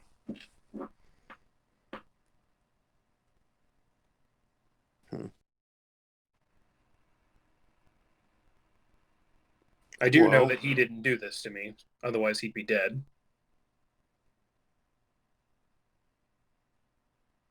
Yeah. So, like, what did happen to you? Well, after I took over, obviously I got set on fire, which wasn't a lot of fun.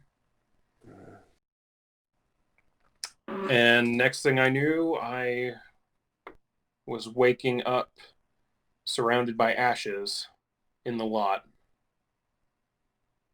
Fully healed. Fully. And you see him take the mask off. You do recognize the face of Anatoly, however, it is heavily scarred by burn marks. Just about every part of his cheek, both of his cheeks, around the mouth area and forehead, are all just someone who's definitely recovered from some burns. He's not baby-faced or anything like that. Yeah, you look like you got set on fire. Yeah, well, that'll happen when you're set on fire. Next thing I knew, I was waking up and was kind of out of it for a little bit. I don't remember much around then. At that time, I didn't even remember who I was or where I was or why I was. But I met a few people who kind of helped set things right. in my head a little bit. Since then, I've just been trying to piece together more about who I was back then, not liking a lot of what I found. So I'm trying to, from what I know, everyone seems to be glad that I'm dead, at least everyone that I can, whose face I can remember and name. So trying to stay out of their way while I don't know, not build a life, but figure out if I have a life still or why I have a life still. Yeah.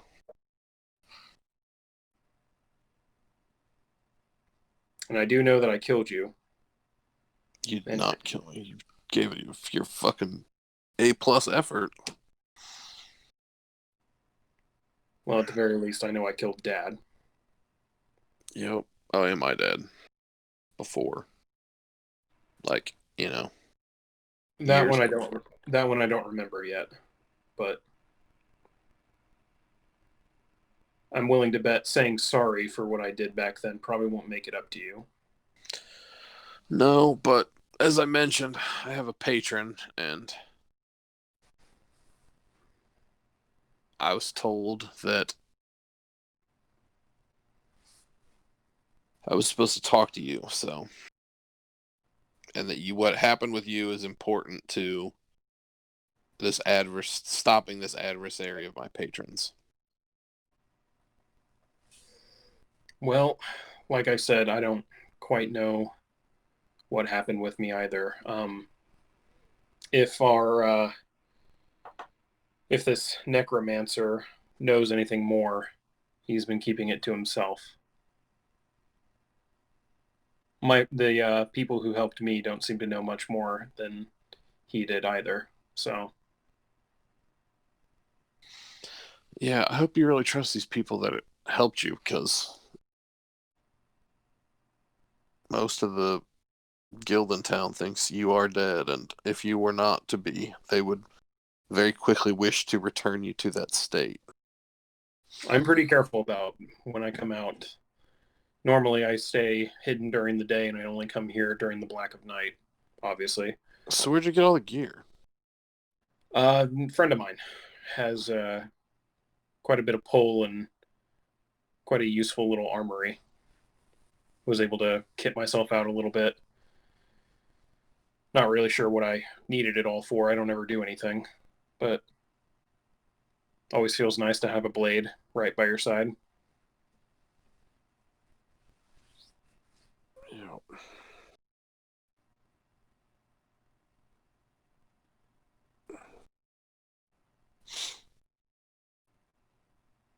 So what did you shoot at me?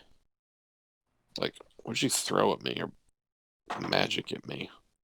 He holds his palm up, and you watch this just black energy black and green energy kind of wreathing his hand a little bit. I'm not too sure myself. I know I couldn't do this before the fire. Um, and as far as my friends can tell, it's not something that should be possible, but I can do it every once in a while. It's a weird little blast. I don't know much more about it other than that so far. Does it always leave that residue behind? From what I can tell, yeah, a little bit. Um, it kind of depends how badly I hit someone with it, how much residue's left.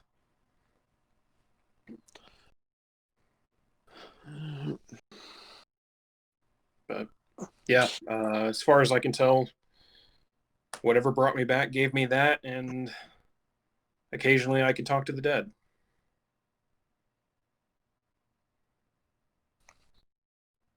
So, there's that. Yeah, it's gonna be fun.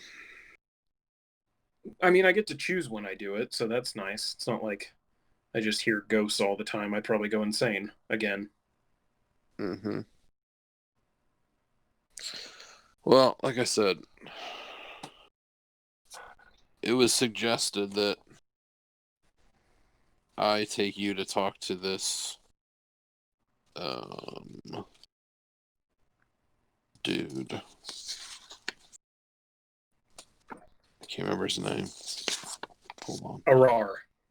Yes. That dude. Arar. Well, he won't wake up for a few hours.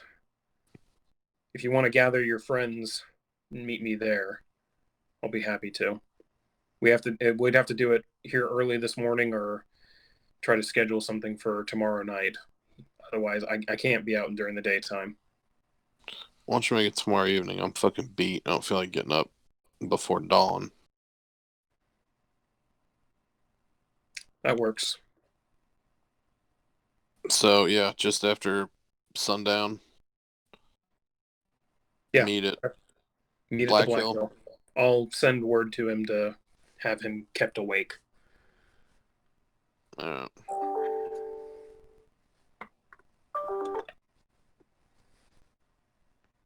got your book back.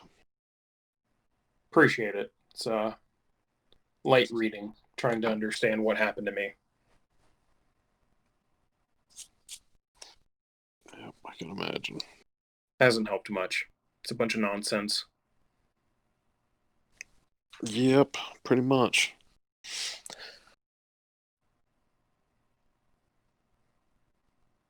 Alright, well, I said I'm beat, so. Yep, good talk. And he just goes and jumps over onto the next rooftop. Yep, I'll just turn and fucking Misty step down. Okay. You go the couple blocks down the road to where Rix was hanging out. Rix, you didn't see any of that, for the record. Yeah, I didn't think so. That's fine. I'll tell Rick. I knew to be patient. I just did. So, the conversation you just heard, do you now actually heard? Yeah. Alright. Gotcha. Interesting. Mm-hmm. Didn't kill each other. That's always good. Yep. Well, I don't know. When my patron requests things, it's less of a request. Yeah, I kind of gathered that. He's a creepy motherfucker. Wait, can he hear me say shit like that? Probably. Oh, he's a pretty cool You guy. feel the coin vibrate ever so slightly. Ah. I'm not going to mention that part. Alright. Sorry, Eldath. Alright. All right. Quiet. You guys make your way back to the Jester's Tankard. I don't know if the twins would have stayed up waiting for you guys. Yeah. Probably. All right. You come into the common room. The crowd's kind of dwindling by this point because it's middle of the night. But the twins are there sharing a drink waiting for you guys. Probably talking about the wanted poster. Definitely Yeah. talking about the wanted poster. I'll tell him about what he and I talked about. So there's that. Huh. Well, hey, you're not dead. Nope. Not yet, anyway. No, one of these days. He's not either, but supposedly he's different. At least that's what the boss says, so. Huh. Different in a good way? I don't know. I mean, he seemed to be, like, still kind of fucking dicky, but not the fucking raving psychopath that he was. Well, cheers to that. Should take a sip. Yeah. Fuck, I'm going to bed. Alright. See you tomorrow. I had to fucking cross my fingers as I pass out that no fucking visions will happen in the middle of the night. Okay. As you fall asleep, nothing happens. Rest of you, are you staying up a little bit more or just talking about anything, or are you going back to bed? Or we'd pass on at least what information we learned. Okay. Yeah. Okay. Yeah. So it looks like we need to go to the forest. Yeah, at some point. I just wonder which way he would take out of the forest. Yeah, you guys also remember the forest is it's kind of big. No. It's not big or it is big? Oh, it is big. If you look up on the map, It's that like whole stretch, right? yeah, it's this just massive band of Oh, yeah. all along from the western coast all the way into the Verdant Bay Peninsula. Yeah, it's Yeah. Well, yeah.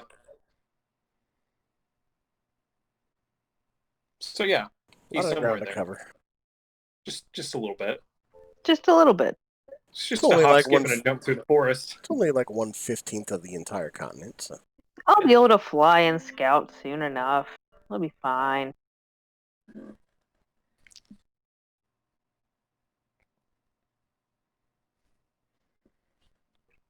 All right. Well, with that, if there's nothing else anyone wants to do before they head back to bed. Nope. Okay. You guys all make your way back to your respective rooms, falling asleep. Tyler, sometime in the middle of the night, you have a dream about life before everything went to shit. Specifically, it's one of the few good memories you have of both your mom and your dad interacting with you twins, acting like a loving family. Oh. But yes. morning comes. Second time I crashed on Discord there. Did you guys hear anything I asked? No. What's up? So you're talking about Redwood and how big it was. Sorry to interrupt, Corey. No worries. So if you guys were like, there's a scenario where you go to Elvenon and look for your dad, and let's say he's not wanted and he's not there.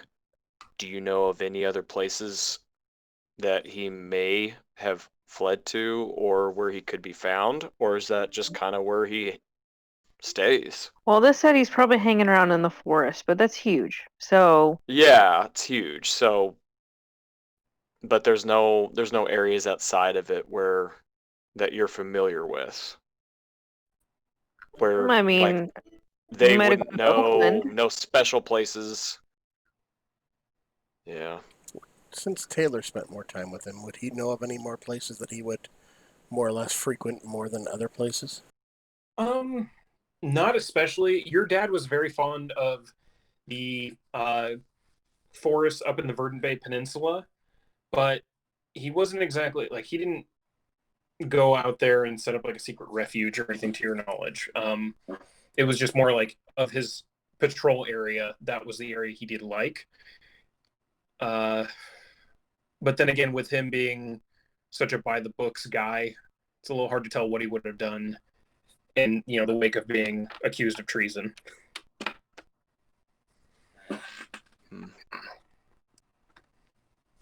So yeah, none that I can think of. Okay, I was curious.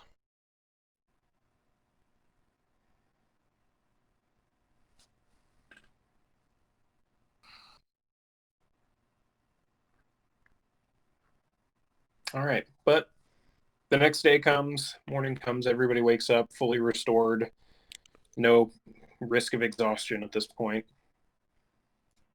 The day is yours. What would you like to do?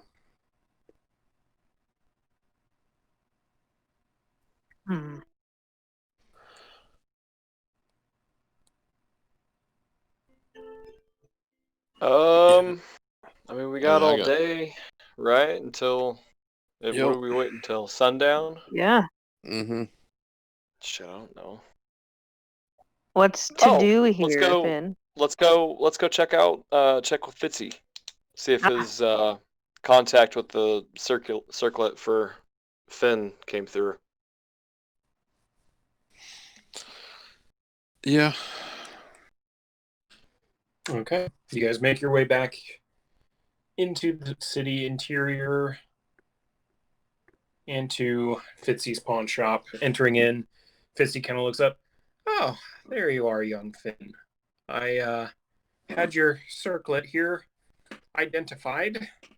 He puts it on the table there, along with a little piece of parchment wrapped around it. My mage friend wrote down exactly what the enchantment on that circlet does. Appears pretty useful for someone who can't see in the dark.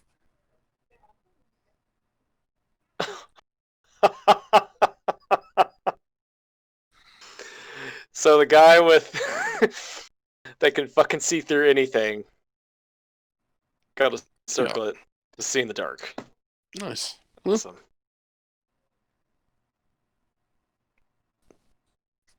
What do I owe you?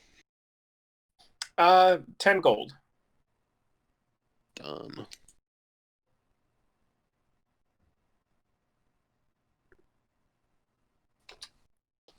Paid. All right. Pleasure doing business with you. And my mage friend says that if you're needing any more freelance work like that, you can contact him directly. He's staying over in the Half-Full Goblet in the West Hills. He's apparently trying to set up his own shop, so he's trying to get as much coin as he can for that.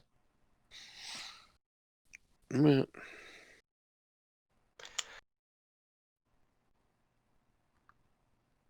Give you a good deal on it. Yeah. If you find yourself needing it over in that area, ask for Atrix. Matrix. Yep, Atrix. Or Atrix. And for Finn, let me...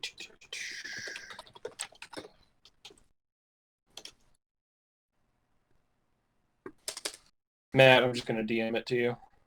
Okay. There you go.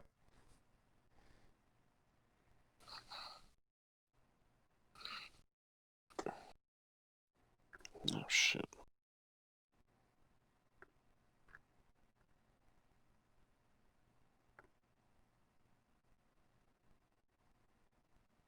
Oh, sweet.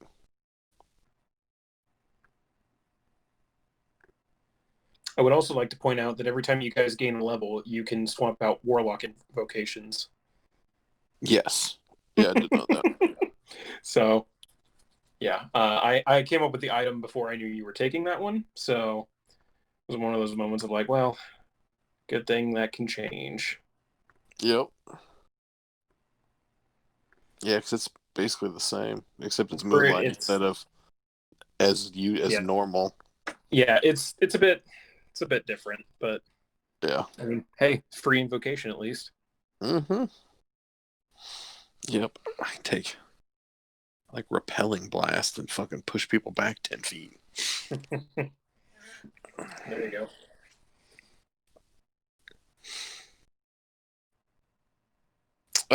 Yeah, cool. We'll tuck up my bag. I don't know what's everybody else got going on today. How many days have we been in Hilltown at this point? Let me see. Trying to keep running track of the days. You guys got here on the 12th. It would be... Let's see. So it would have been the 14th. It's the 15th. So you've been here about 3 days now. Ooh, okay. So it's been 3 days worth of people seeing our faces. Can I buy a wig? Have I seen anything like that? I need to get a new wig to disguise my bald head. I mean, there's probably places you can buy a wig. Yeah. Okay. I don't want to make a big deal out of this, but yeah. Let me see. I feel like I have something in here for that. Your best bet would probably be... I'm looking for something curly this time. Perfect. Let's see here. Trying to go through all my freaking locations that I have. You don't have a tab for wig dealer at this point? You know what? No, I don't. I probably should, honestly. Next town. Fucking better. Yeah, really. Your best bet would probably be a shop up in the Imperial Ridge district called Accoutrement. Oh, okay. Yeah, it's asking around at a couple different like random merchants. You get the feeling that there isn't like there's generic clothing dealers, but there's not a huge market in the like lower parts of the city for wigs. Yeah. So you're Yeah. gonna like the fact that this shop that you find out about that deals in them is up at Imperial Ridge tells you that it's probably not going to be the cheapest thing, but Okay. like it's a wig. It's not going to cost you an arm and a leg or anything like that, but it's not going to Sure. be like a copper. Okay. If we have So- all day and nobody else has anything crazy going on, I mean, I'll run up there real quick. Go get your wig. See what I got. Yeah, go get it. Yeah. I'm not busy. Mm-mm. Yeah, so I'm looking for some curls this time. Not like long like a fucking 80s rocker or anything. But I think the Okay. last one I got was pretty fucking good though. I think Julius Scissors. Yep, threw Julius Caesar. that one together. Oh yeah. Yeah. Have a lot. They have a lot to live up to. Well, as you go into Accoutrement, it is in fact a like fancier like dressing gown, outfit and wig shop. They sell pretty much everything, anything like an aspiring socialite might need to make a good appearance at court or among their social betters. It's that kind of shop. Like Okay. so they do have wigs. They have a variety of them that can be altered to what you're wanting because they don't have explicitly, rock or curly. Sure. Yeah. So it will cost about, we'll say, with the changes you're wanting to make to it, it's going to cost you about 5 gold. Do that. And as far as color goes, so I have a goatee and it's all white. Yep. Instead of doing a dye job again because that gets tedious, can I get it all white? That can be done. Yeah. Okay. Shell over 5 gold for that. Throw it on my head. How's it look? Looks pretty good. It's Yeah. a very quality wig. These people Okay. don't deal in like horsehair or anything like that. So Okay. you'd say it rivals Julius Caesar's work. I feel confident. I feel good. I feel normal. I can't grow hair on my head, so it's nice to be able to feel like everybody else every now and then.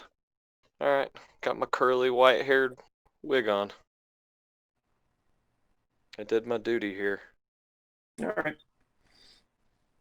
On your way back to the Jester's Tankard with your new wig, you do pass a interesting looking shop. It's a large, like brick building, 2 stories with just numerous clock faces on pretty much every face of the building. Oh, yeah. Don't we know about this place? You have heard a little bit about it. You've heard that it's a clock shop, but you haven't seen it before until now. We haven't seen it, but somebody told us about a place like this, and they put clocks small enough that they fit on your arm. Yes, you did hear about the wrist clock. You guys want to check this place out? It's fancy. We might get fucking thrown out. Might. No, I got my wig on. Cool. Finn, you would know about the old rumors about this place that the shop is called Ambrid's Clocks. The old rumor that tends to circulate around about the place is that the human who runs it is immortal. This wasn't the asshole, though, right? Wasn't there an asshole, no, like, the racist human in town that was like, fuck anybody that's not a human? no, that was run by Arcanus Gallius the Golden. Oh, okay. Yeah, that's that dude. He's known to hire only noble or pure blood imperial mages. So no, this is as far as you're aware. This is just a clock shop run by a dude named Ambient, who all the rumors say that he's immortal. Okay. So you guys are going inside? Yeah. Okay. You guys enter. All you guys hear is the soft tick, tick, tick of about 1,000 fucking clocks in this room.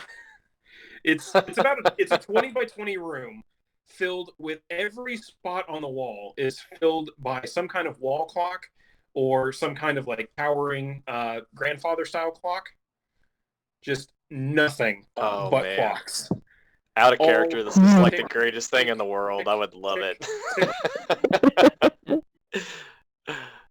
But you do see behind the main counter is just normal looking human, short brown hair, not like overly fancy robes, but some nice robes on. Just looking around. Welcome to Ambrid's Clocks. How can I help you in your timekeeping today? Hey, are you Ambrid? Yeah, Or I'm Ambrid. this place is pretty amazing. Oh, And thank you. We take pride in our Ticks a clockwork. lot. It ticks a lot. It does in fact do that.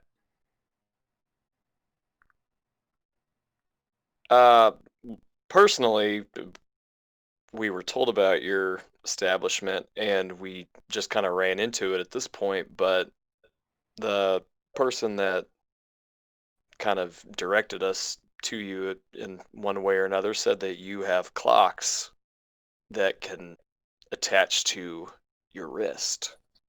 Oh yeah, our new wrist clock, and he goes and pulls out. It looks like a van brace, like a standard leather van brace. But on it, in the main part, like on the forearm piece of leather, etched into it is about a 2-inch, like it sticks off of your forearm about 2 to 3 inches of not quite wood, but some weird porous material, and there's a clock mounted in there. 2 to 3 inches? Wow. Yeah. So yeah, okay. Imagine having a small brick stick off of your forearm. What's did you say it was a strap? It's like a leather van brace, just like your okay. like, well, before you had your armor, like everyone else has for their leather armor that they would strap onto their forearms and everything. It basically replaces that. It's like having that with a brick taped to the top of it. Okay. Wow. Can I hold that? Please be careful with it, but yes. And he gently holds it out for you to take a look. Can I feel it ticking? Or is it quiet? You can hear it ticking a little bit. It's not as loud as some of the other clocks that are in here, but there is a soft tick, tick, tick, tick to it. What time does it say? It is currently 12:34. Oh, exactly. Oh my god. Do you mind if I put this on my wrist? Just to feel Go it? ahead, be my guest. Just please be careful with it. It's we don't have a whole lot of them, and we're still working on some of the like trying to get it to fit properly on certain things. Okay. It's not the most portable thing, as you can see, but it's getting there. Okay. I'll put it on. Okay. You strap it on. I'm assuming you in your unarmed form right now? Yeah, I'm not. I don't walk around town in my shit. I figured you were like you weren't deployed yet. Yeah. You strap the leather van brace on there. You feel a bit of an itch at the base of your spine where your armor enhancement is. Mm-hmm. Like it's kind of like tinging you, like, oh, there's something weird. But other than that, you strap it onto your arm. It's strapped to your arm now. Is it super uncomfortable? It's not the most comfortable, but it's not like supremely uncomfortable or anything. I mean, It's not like you don't. It's not a literal brick. Like it doesn't weigh a shit ton hanging off of your arm or anything like that. It's pretty light still. It does. You can feel as you move your forearm around a little bit, twisting it. You can feel the like a little bit of extra weight there, and like there's a little bit more drag when twisting. But I mean, you can tell the time whenever you want. Yeah. Huh. That's pretty incredible. What does something like this run? That model, because it's still a various prototype that we haven't really customized, that one would be about 150 gold.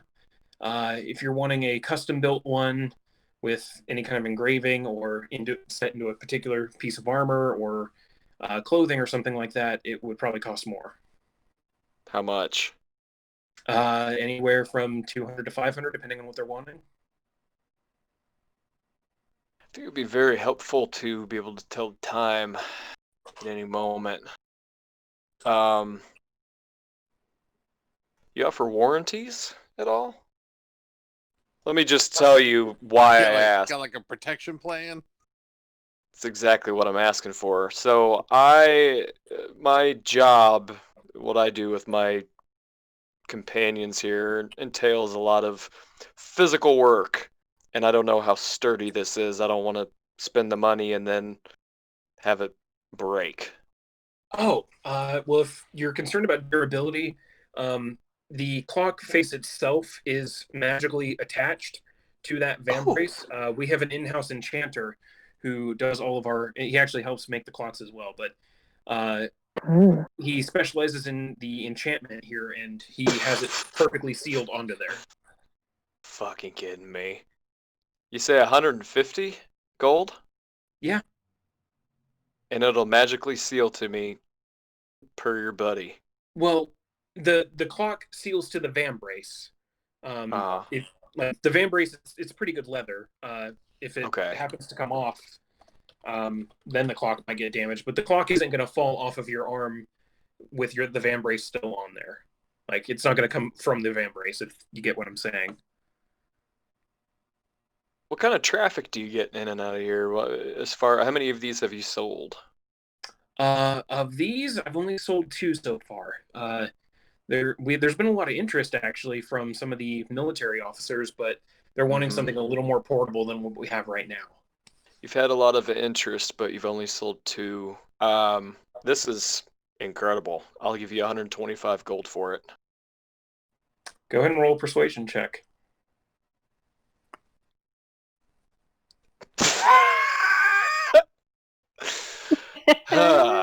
Okay. Fucking negotiation. This is not. I am not Vendel.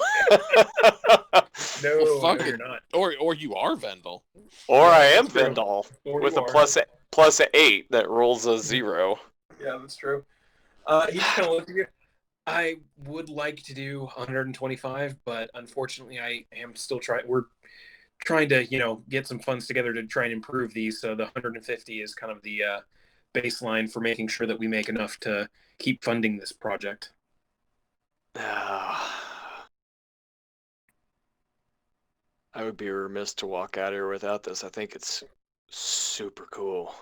I'll give you the 150. It's not gonna super drain me, but I'm getting there. Okay, well, I'm glad you're interested in this. And he takes the 150 gold. Mixtures that it's securely strapped to your arm, with the vambrace and everything. So, the clock itself is enchanted. So, like I said, it won't fall off your arm. But the clock itself it won't lose time or anything like that. As long as the spell that keeps it going should keep it going. As long as nothing interferes with that, you should be fine. It should always tell accurate time. If it ever for some reason, if something goes wrong with it and it stops ticking for some reason, bring it back in here and we can re-up the enchantment. It shouldn't do that for several years, though. I cannot wait. So now you have to tell me exactly what time it is anytime I ask. Oh, I know. When you say it stops ticking, does it tick all the time? Well, yeah. I mean, it's the clock. So, like, the entire time Rix is going to walk around with this, he's going to have a ticking clock on his arm. Well, I had to put it close to my ear to hear it. I mean, it's just like okay. Well, okay. Here's the thing. Like, it's just a not light super- tick. It's not super loud. Yeah, it's a little bit Okay. louder than your average like fancy ass watch tick.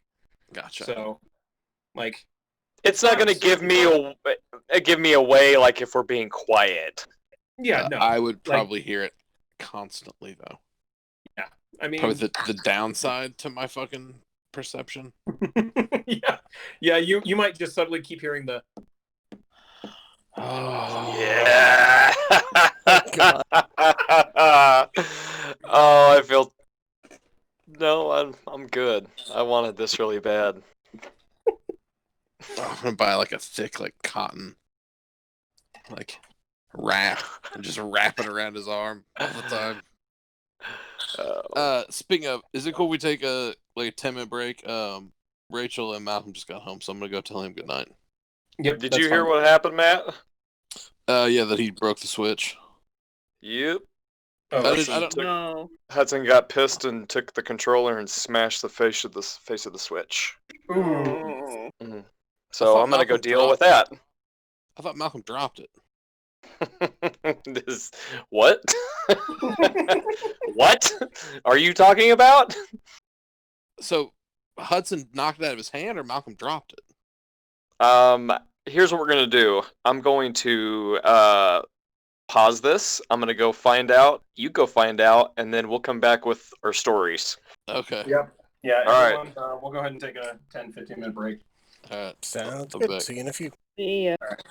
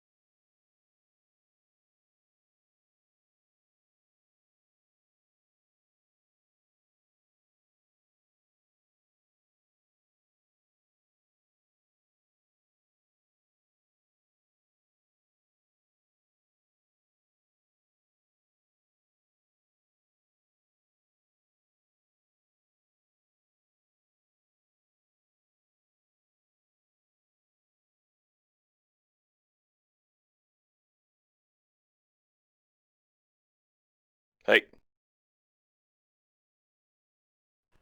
Yo.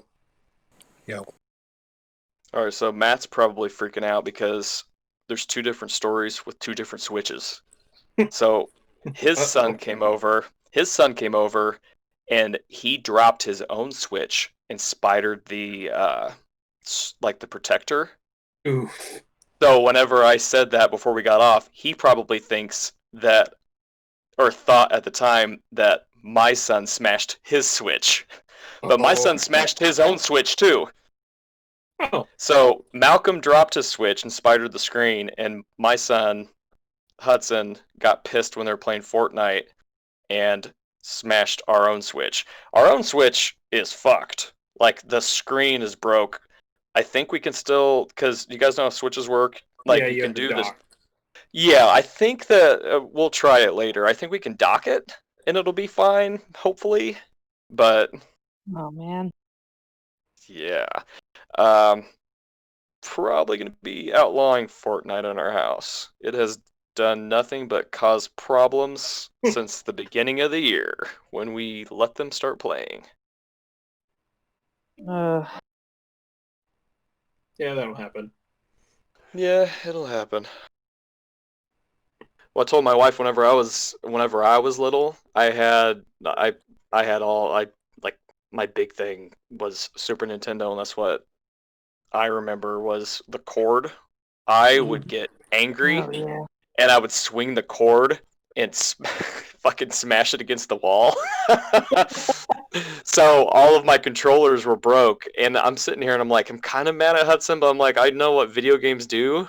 Like, I get it, but old is you can't smash the fucking Switch, man. Can't do that. I'm so glad I never got like that playing video games. Like if that was the case and that carried on, like today or yesterday, I probably would have broke my TV with how mad I was playing competitive. So Oh. And how old's your son? He is 8. 8. Good Yes, age. and he normally, so he before we got Fortnite, he loved Minecraft. And just in the last, like, I'd say 2 months, he has went back from Fortnite to Minecraft, and I think this is a big reason why, is because my oldest son, Holden, he's 10, he plays too, and they kind of like butt heads whenever they play, and I think that Hudson was just kind of like taking a break from it, and Matt's kids came over tonight, and they all decided to play Fortnite, and I think it kind of got a little wild. Ah. yeah, that'll do it. Yeah, they'll figure it out.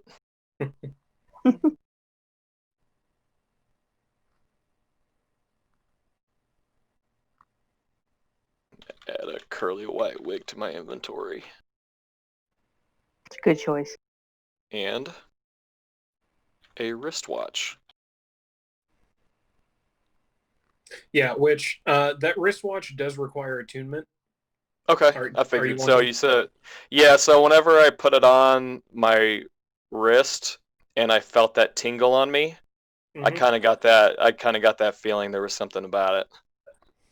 Yeah, you would know from So, being attuned to the living armor system that certain things can be they can kind of be attuned. Like if you attune to something, it kind of gets integrated into the armor.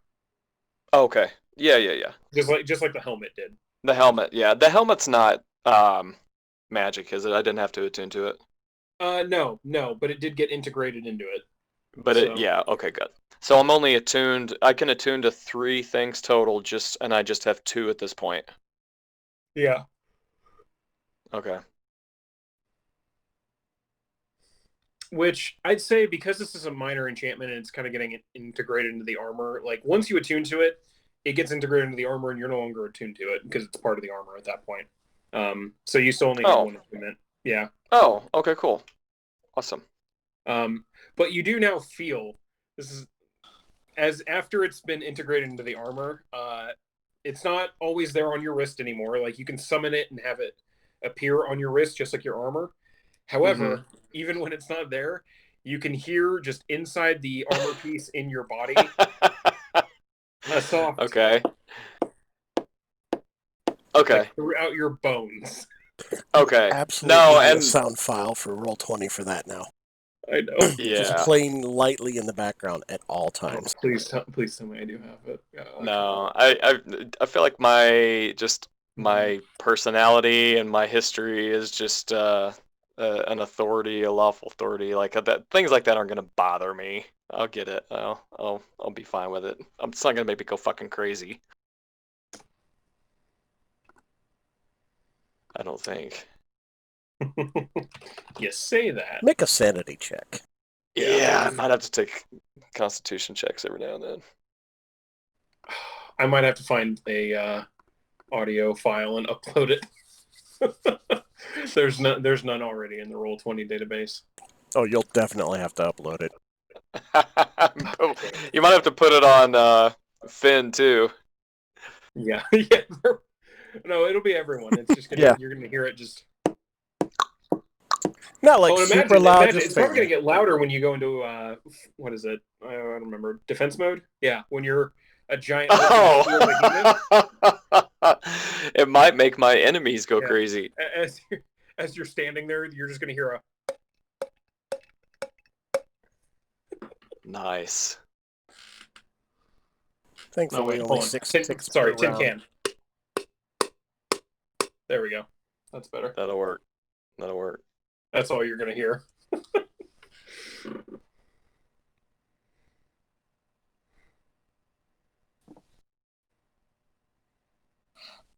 If you need me to get the audio or even create said audio for a ticking clock, I can probably do that.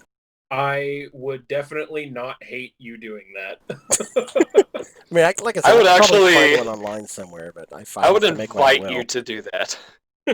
I encourage this. Yeah, I would too. I encourage ticking.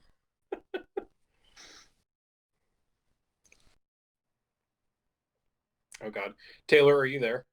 Yeah, I'm here. So my girlfriend has now made it into. She's just shy. No, she's on episode 100 of campaign 1 of Critical Role Oh. now. She Uh-oh. she Nice. lost her collective shit when Scanlan came back. I did too. Yeah, she was devastated when he left, but then she fell in love with Tyrion, and now that Scanlan's back, she's like, "Oh God, what horrible thing are they bringing next?" And I hate to mention that it's like, well, like 2 episodes from now, one of her other favorite characters might be getting, disintegrated. So she hasn't gotten into campaign 2 at all yet? No, no, I started campaign. She kind of wanted to start with campaign 2, and after finding out it was still ongoing, but campaign 1 was finished, she was like, "No, I'll start with that." So, are you caught up on campaign 2 yet? I am a couple. Are you episodes waiting? behind. I'm on. I actually okay. have the tab still open because I play it in the background while I work. Yeah. I'm 10 minutes into episode 101. Hey. So, Yeah. unfortunately, I do already know the major spoiler for. Yeah, I already know about it. Unfortunately, so I made the mistake of following a couple of different fan art people on Instagram and Tumblr, and they made it. So Thursday, I only listened to like 2.5 hours ish. I think I might have made it there. I fell asleep on that. I didn't finish the last episode quite yet, but I've been keeping up pretty good. I woke up to my boyfriend going, "It's time to go to bed," and I was like, "Oh well." Mercer's actually receiving some backlash for something that happened in the last episode. Who is? Matt Mercer. For what? Was this something without a spoiler you can give up? Yeah. What's the last thing that happened? Because I don't want to spoil anything. What's the last thing that you guys remember happening?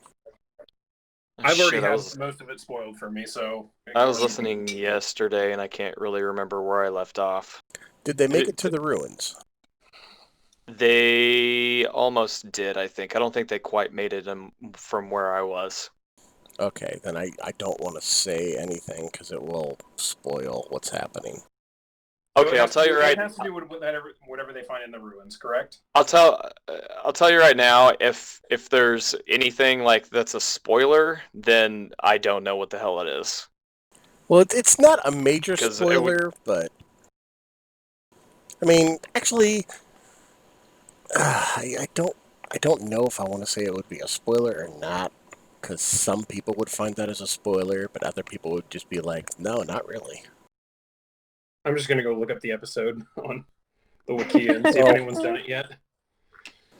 Well, let's just trying say to think of where I left off with it.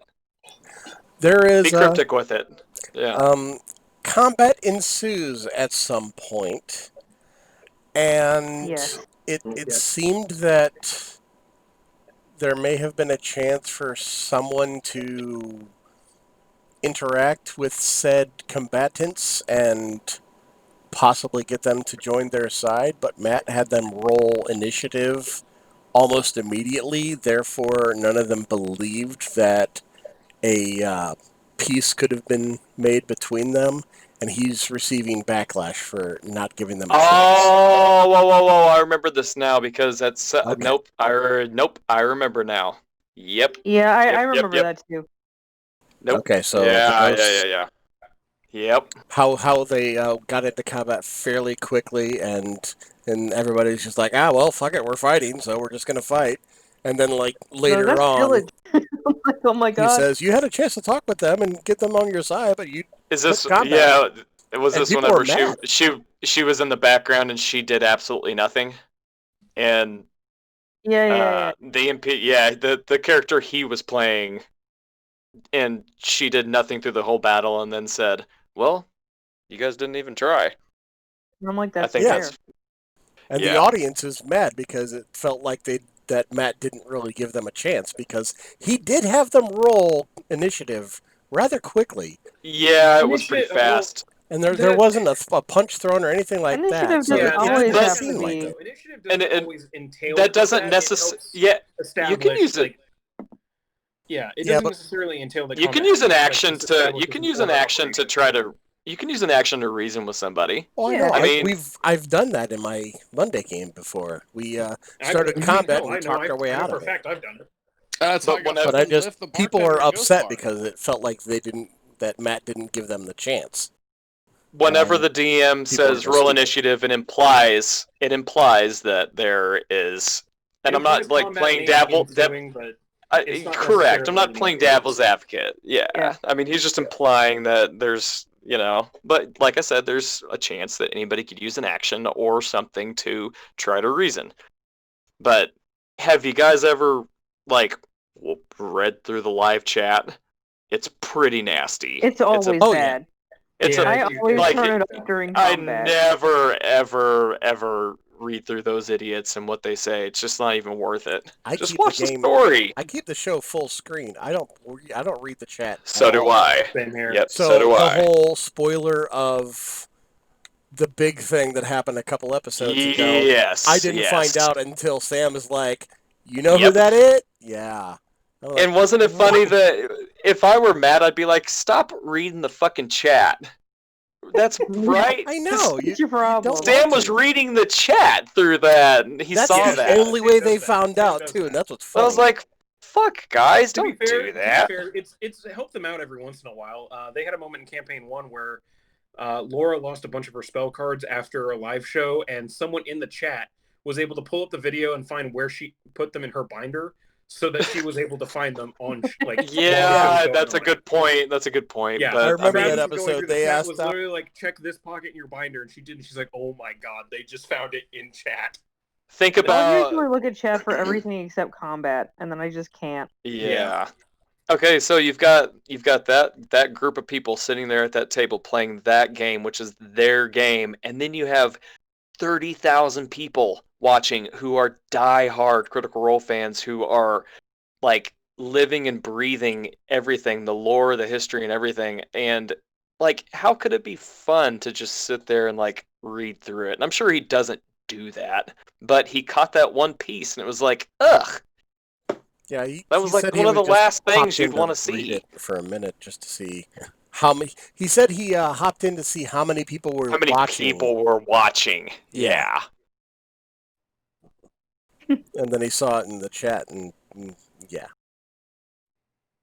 I wonder how long it would have taken them to realize that if they didn't read the chat. I mean, if nobody would have said anything, they probably still wouldn't know. Yeah, but they probably read their Reddit boards and shit. At least a couple of them do. Yeah. Somebody's gonna throw it at them. Okay, I'm done.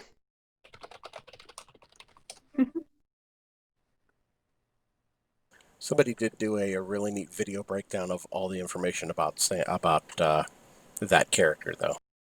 Yeah, Ooh, I've seen that it's up there. that's cool. I'm looking forward to it. Oh, it'll be fun. Matt, are you back? Oh yeah, I'll be back for a while. All right, it was just it was 2 switches broke. Yep. Oh, Yep. Except Yours was on accident. I think, unfortunately for you guys, I think mine had a glass screen protector on it, so I think that's what broke on mine.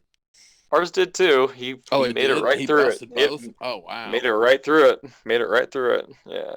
So he's in his room, not doing very well. But I'm gonna see if the docking station will still put it up on the TV, and if it does, then that's fine. Yeah. That's what I told Malcolm if ours is broken. I was like, dude, if it's broken, then it's just a console. Like, the only time you ever used it handheld when you were playing Fortnite in bed when I let you stay up late, so it's not like we're losing a bunch. Nope. It's all good. All right. Well, we're all back. If everyone's ready to get into it again. Yep. All right. So, you guys he's now purchased a wrist clock, excuse me. And Matt, you weren't here for it, but he integrated it into his armor. So now he always hears and feels the ticking, even when the clock isn't on his wrist. Oh, that's terrible. Yep. He feels it in his bones. Punishment. You don't hear it. And when he doesn't have it deployed, you don't hear it, but he always does. I feel like I have a 17 constitution. Like, that should be high enough that it wouldn't make me go insane or anything. Oh yeah, like you said, with your background, you probably love that shit. Yeah, it makes me feel good. I can probably fall asleep to it. Yeah, I like that. He finds repetitive noises or comforting, and he enjoys stacking rocks in descending order. Fuck yeah. But we notice he starts to talk in that cadence. Yep. Let's go to the pawn shop. Ha ha ha ha. Staying alive. We'll see. But it's still daytime. If there's anything anyone wants to do before your nighttime rendezvous.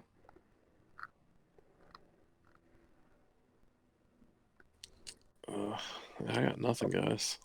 I'm tapped, guys. No, nothing. Nothing I can think of. Nope. Okay. I mean, because Garuk has all the other magic stuff, right?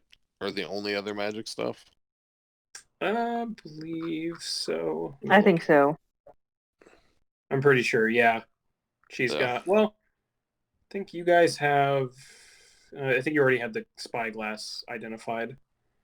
Yeah. I don't think she had the book. That's the one that Molly gave me, right? Yeah, that's the spy. I think that's the spyglass Molly gave. Yeah, it is. Yeah. And Garuk, I don't think Garuk had the book. The necro book? No, the book written in Abyssal. I think someone else had that. Yeah, I think I was gonna read through that, or at least decode it. Went to check on a book. Did we have 2 books or 3 books? No, that was okay. Garuk went to check on. You guys picked up a scroll down in the Moon Temple. She went to go follow up with that because she didn't know what the fuck it was. Okay. It was what, a scroll, and then was there a dagger down there, or was it just the circlet? She already had the dagger. It was you guys got the circlet off of one of the Guardians. You got the scroll, and then you guys all loaded up on Moonwater. And speaking of that, Tyler has, and I think I asked this last time, Tyler's supposed to be spending like a certain amount of time every day to Yeah. figure out what this book I think, like, is. every time I go to bed, I'm like reading, I think. Yeah, how much time did that entail for her to finally You get guys there? have had this for a couple days now, so I'll say it's been. You know what? Yeah, it's been 3 days, and you guys have gone to bed. Tyler, go ahead and roll. It's going to be dealer's choice, whichever you have the higher bonus for. Right. Intelligence, Arcana, or Religion. Okay. Whichever you have the highest bonus for, go ahead and roll 3 of those. All right. Well, they're all the same.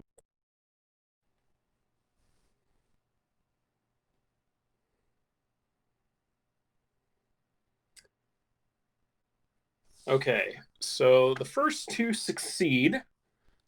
The last, you've made it about 2/3 of the way through the book. You're starting to get a feel for it. There's some kind of weird dark magic in this book and how it functions. You're still not sure exactly what it is. That last night, just kind of everything that happened in that previous day is just kind of weighing on you, kind of messes with your translation. So the last one fails. So you still need to do, whenever the nighttime comes next, you'll have to do another one. Okay. Sounds good. Getting there. It's getting there. I can show him the bookmark. Yep, you now have a bookmark in there that you've been Rad. making your way through. So, night begins to fall, the sun begins to go down, and you guys begin to make your way through the streets of Hilltown into, where is it? Yeah, into the Low Gate quarter over here to the east, to the estate known as Black Hill. It is a 2-story stone-walled building with a little bit of a yard and walls around it. The yard itself seems fairly well maintained from what you can see through the main fence area. The fence itself is not locked. You're able to go into it and walk up the little pathway. It kind of snakes around. It's a pretty big little like lot and building. It's like a minor estate almost. So it kind of makes sense since he's a mage and he would have money for that. But you're able to walk up to the building if you want.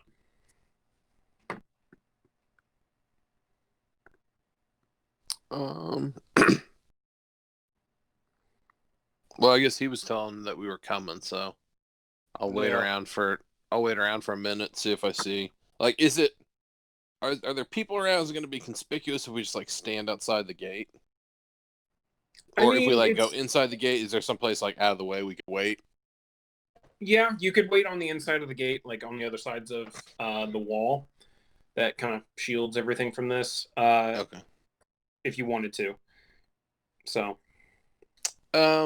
Yeah, I'm assuming I'll wait for a minute, like inside the gate, just to make sure that if dude is coming in, like he may already be here, but just in case, I'll wait for a second. Okay. About 5 minutes goes past. 10 minutes, no sign of him. That's enough. Nah, I'll knock on the door. Okay. As you guys start walking up to the house, I need all of you to roll a wisdom check or wisdom save. Oof. Scary. No! Oh, fuck, are you in an 8? I'm the fucking king. The best part about this is Jesus. it would have been half and half if Rick had rolled 1 higher. Damn it. God damn it. Finn, you Yeah, are you kind of rolled leading 20. the charge here up the pathway towards the house. You kind of stop when you don't hear anyone following you, and you turn around and you see all 3 of your companions stopped like mid-step in just this look of fear plastered across their face, looking at the house. They're all 3 of you, as you're looking up at this building, what little bit of light there was is gone in your eyes. Like, you have tunnel vision on this place. You're seeing like wisps of shadow all around, flashes of lightning. It's like the house on Haunted Hill. to you guys. You are terrified of this place, and you want nothing to do with it. I back Finn? up. Fuck this, Finn. I'm not going Finn, fucking we, anywhere we're not, we near. shouldn't. We really shouldn't go in there. Jesus, come on, No. you guys. Fuck no. It's a fucking trick. I walk back like 10 more steps. Ugh. No. All right, Finn, Rex. don't go. Whatever. You're the worst. Finn. What? Then it's a It's bad fine. place.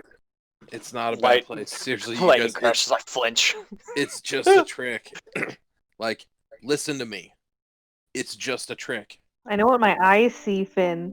Oh, yeah, because I've never heard of magic before. We live You in a don't- world where nothing like this could ever possibly happen. Get your head out of your ass. We've had this stuff done to us before. Right? Probably? You guys have been subjected to fear before. Yeah, it's fine. Just suck it up. Go ahead, the three of you, go ahead and roll another wisdom save.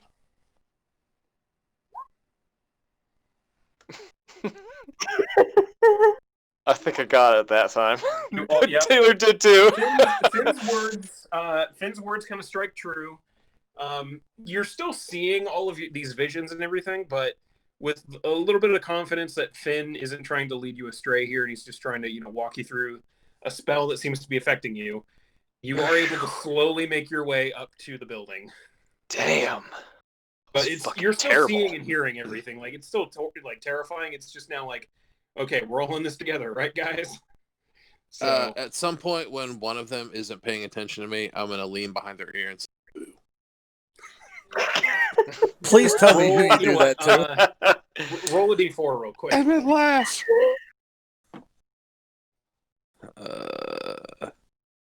Oh, this is awesome. Roll it again. That was the outlier. Rix. Yeah.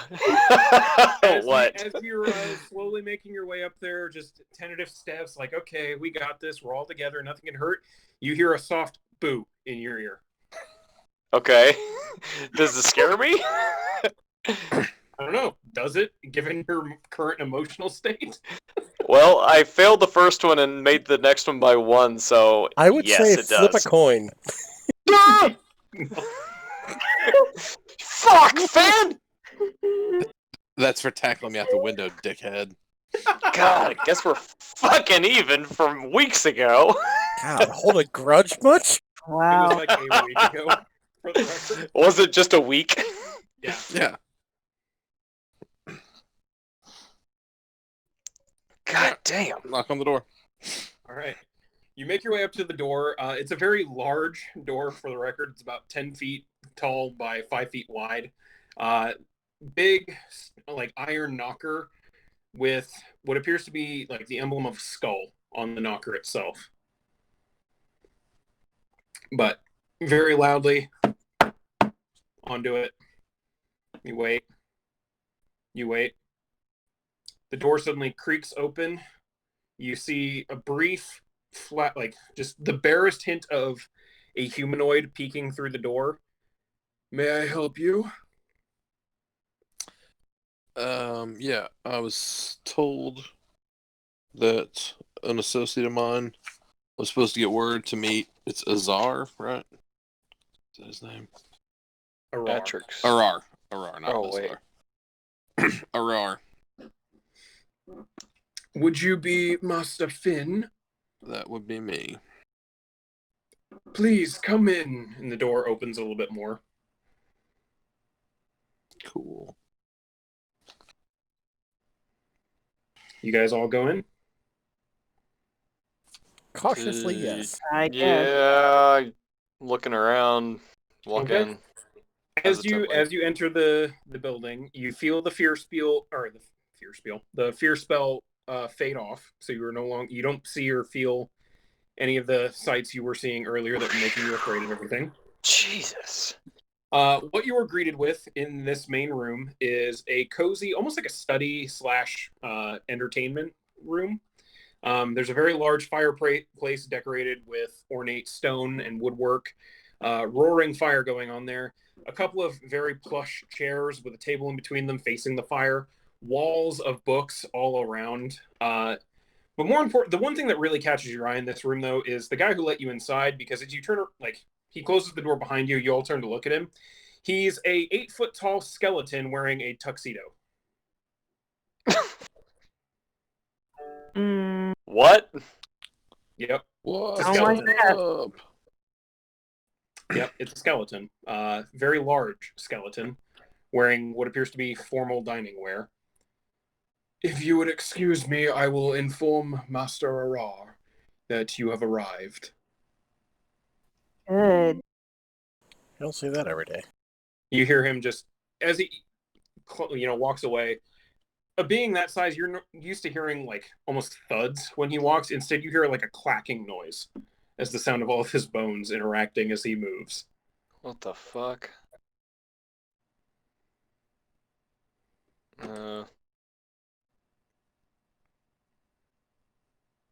But you guys are left alone here for whatever little time if you want to. If there's anything. Are we left alone? I don't Anything know. weird? Anything Roll else perception check. weird going on here? Roll perception check. It's really good. Looks I like a see library. Finn and Taylor, you do notice. While this does appear to be some kind of like entertainment room or sitting room with a library in it, up in the corners of the bookcases around here, you do notice a couple of like skulls, like perfectly clean skulls, but like almost like they're up there for display. None of them are human. They all appear to be some kind of different, either some kind of beast skull or some variant of humanoid.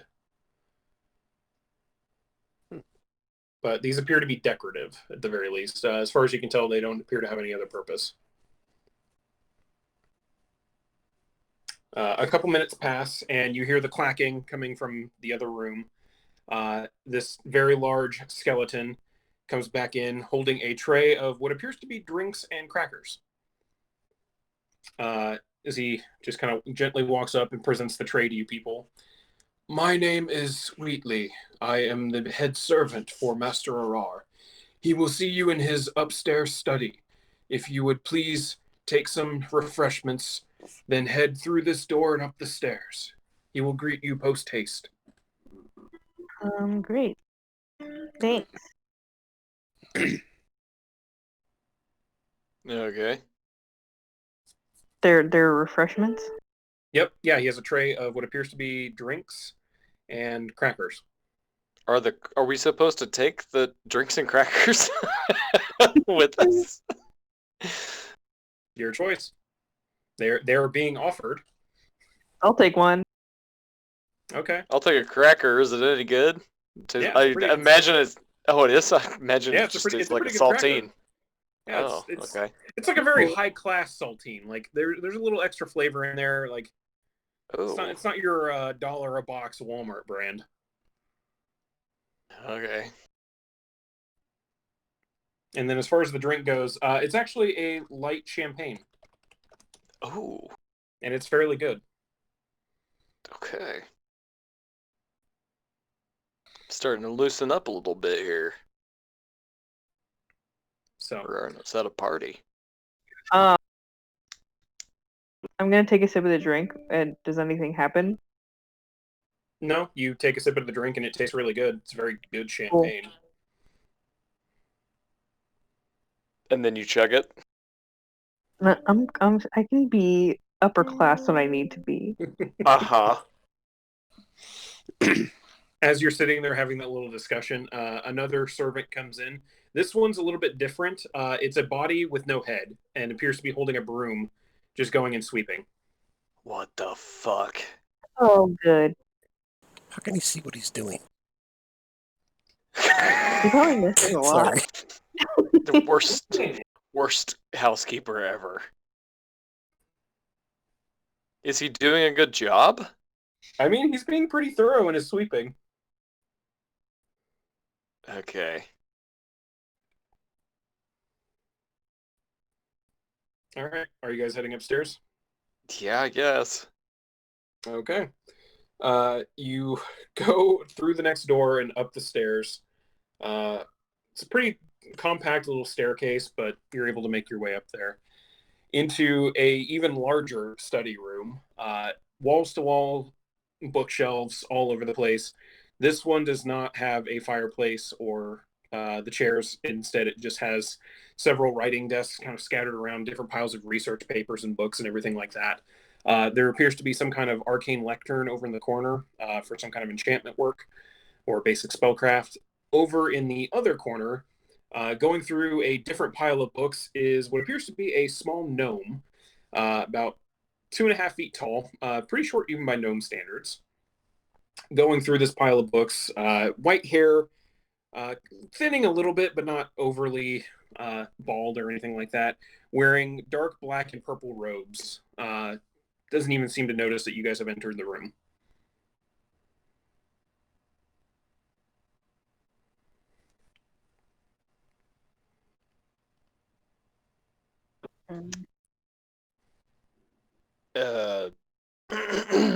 Coughing into my hand. Yeah. He turns over and sees you guys. You see what appears to be it's a gnomish gentleman. Very long, white, poofy beard and mustache covers most of the bottom half of his face, along with thick Coke bottle style glasses over his eyes. Oh, you must be the people Wheatley was telling me about. That I was told to expect. Can I help you? Yeah, an interested party told me that. Well, I mean, I guess we'll just cut to the chase. The reanimated Anatoly Stormraven. Ah, yes. They suggested that you might know more about how he came to be back amongst the living. I'm still looking into that a little bit.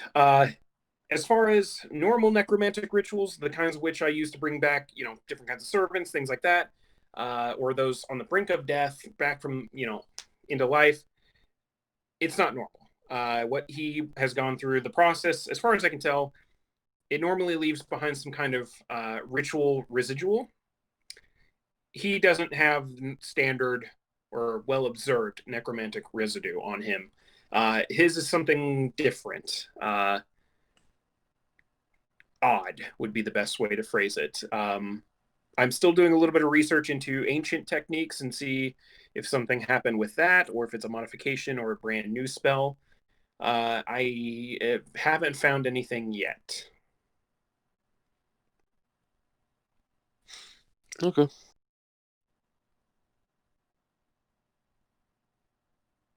So yeah.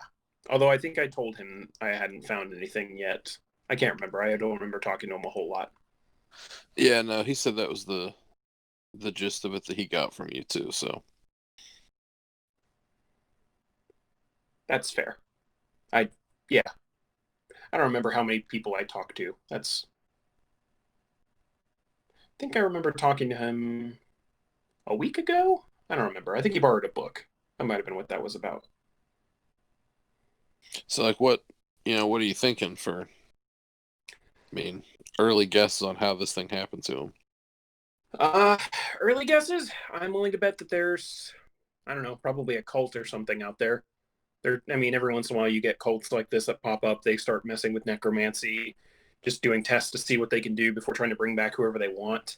That'd probably be my guess. I'm not too sure if there's any active cults right now, because I try to make sure I'm not associated with them in any way, shape, or form, because if I am, then I get a lot of haranguing and I get my funds removed from the Order of Magi, and I don't need that. Yep. If there were some sort of cult running around, who would you think would know about that? Don't know. Kind of depends on what they want. They haven't. If there is a cult, the only move that they've made that I've seen anything like this regarding necromancy is bringing Anatoly back. So until they make another move, it might not be evident who they are, what they want, or anything like that.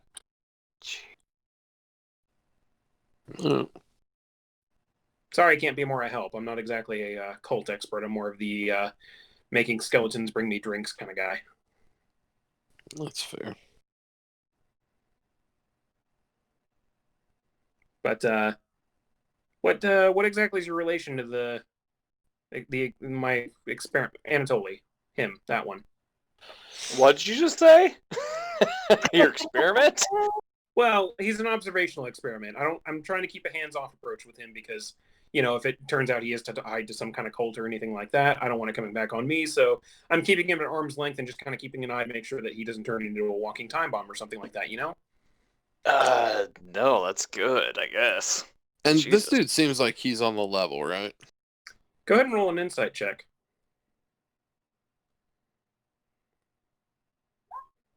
Yeah, he seems to be telling the truth so far. He seems very intense about his work. And from what you gather, from what you know a little bit about him being like one of the only major scholarly necromancers, it kind of checks out that he's concerned. The Order of Magi tends to come down really hard on necromancy, so it would make sense that he wants nothing to do with unsanctioned necromancy from an official standpoint. I can see that. So yeah, I mean, it seems like he's telling the truth, and logically speaking, what he's saying makes sense as well from your perspective. So okay. But what exactly is your relationship with this Anatoly? Like I said, and I'm in the employ of an interested party. They think that whatever did this to him is working at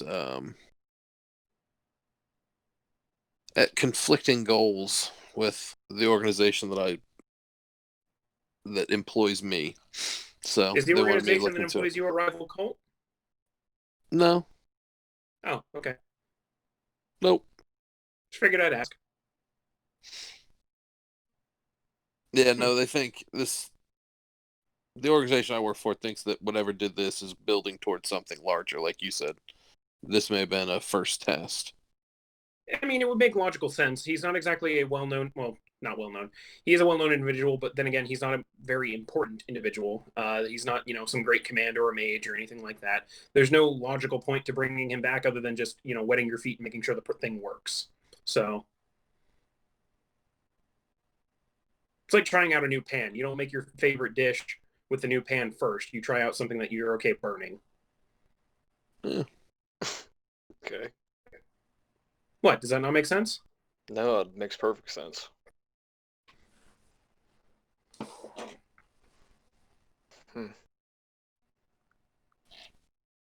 How well do you know Anatoly? Past iteration or current? Current. I don't care No. about his past. He wasn't interesting before he died. He was stuff before he died. Not fair. I mean, casually, we met in passing. Has he mentioned his friends at all that helped put him back together? He did. Did he mention who they are? No. How well informed are you with the criminal underworld around here? Ish. Enough to know that he's supposed to be dead. I don't know if I mentioned my name is Finn Stormraven. Doesn't ring a bell. Same last name as Anatoly. I didn't know Anatoly's last name. That's good to know. Okay, so your family. That's interesting. Ish. Like adopted brother. Oh. I guess I was adopted. Okay, less interesting now. Any chance Fitzy's holding something back from you? I don't know who this Fitzy is, but I know for a fact that his friend that helped put him back together isn't someone you want to mess with a whole lot. They tend to have a reputation of striking back and having other powerful friends. Oh, I assume it was the little goblin chick. What's her name? The Tinkerer, yes. Yeah, the Tinkerer, that one. Yep. Okay. You're a wealth of knowledge. Well, it pays to have...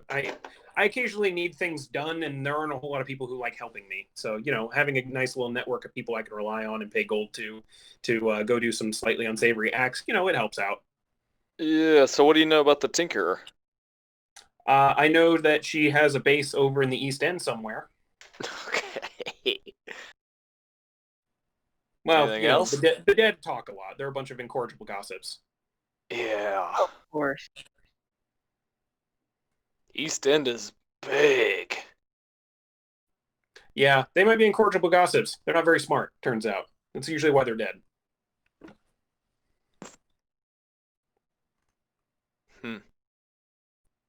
But the Tinker isn't exactly. I have pretty good terms with her. I'm willing. Let me put it this way. I'm willing to, if you want to talk to her about Anatoly or for any reason, I can put you in contact with her. Narrit? Is that her name? I don't know. She always goes by the Tinker to me. No, I think we're probably good not talking to her. Okay. I mean, unless somebody disagrees. God, I don't know. This motherfucker, you know her? Yeah. Like, you know, like, have contact with her? Yeah.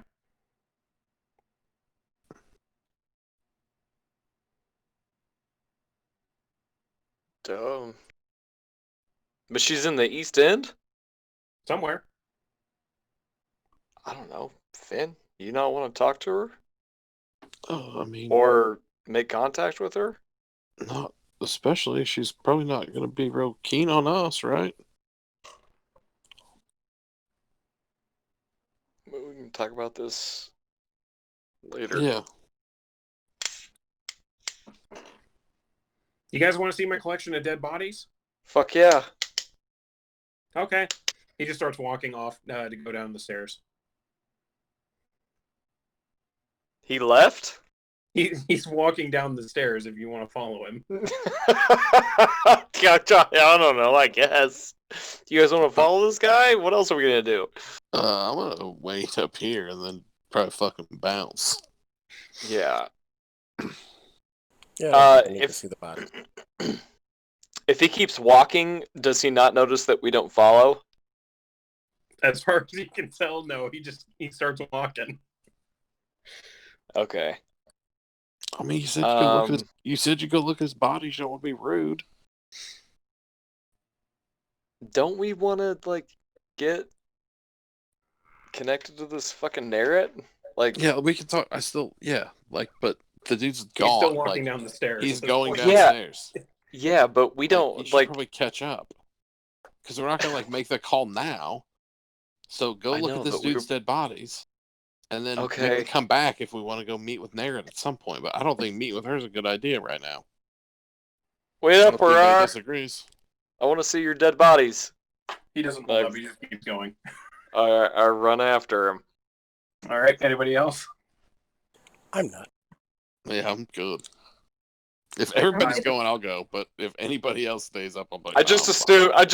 This is what I assume. I assume they're not just dead bodies laying there. I think that he's going to like choreograph a dance and have them do things. So I'm curious. So I'm gonna follow him. Well, I mean, if we're gonna see a show, I don't know. I'm just guessing. He's got some pretty crazy shit in this place. all like right, a I'll tag zombie along. marrying that show. Yes. I'm curious It's like- now. It's like Coco, except not quite as entertaining.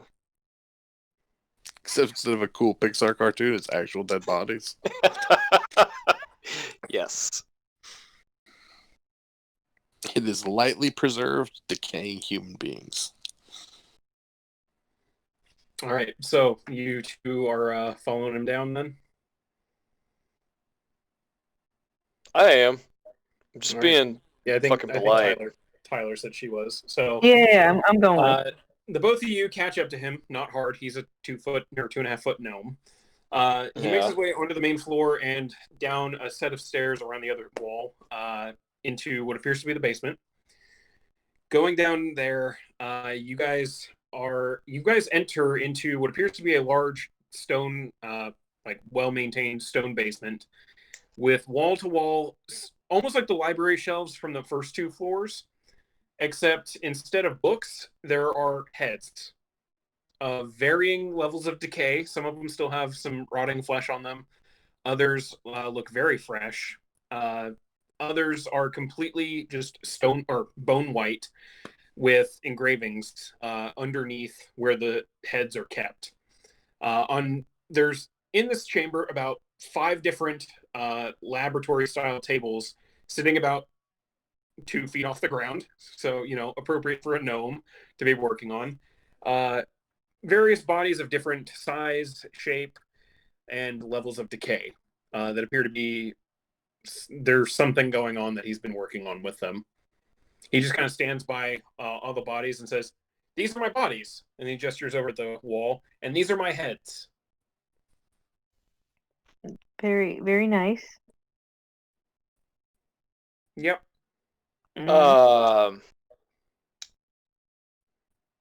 I kind of look around and I look at my watch. What time is it? It is currently 9:15. Look at the time. Tyler, look at the time. Yeah. We should get back to. You should really This is really nice, but it's getting really good very setup late. you got going. Okay, have fun. Start Working on something. Orar, Yeah. if we need anything, are we welcome back? If we have any questions about If you anything, can make it up the walkway, yeah. Yeah. By the way, that is some terrifying shit. I don't like guests. Okay, no, you don't. Okay.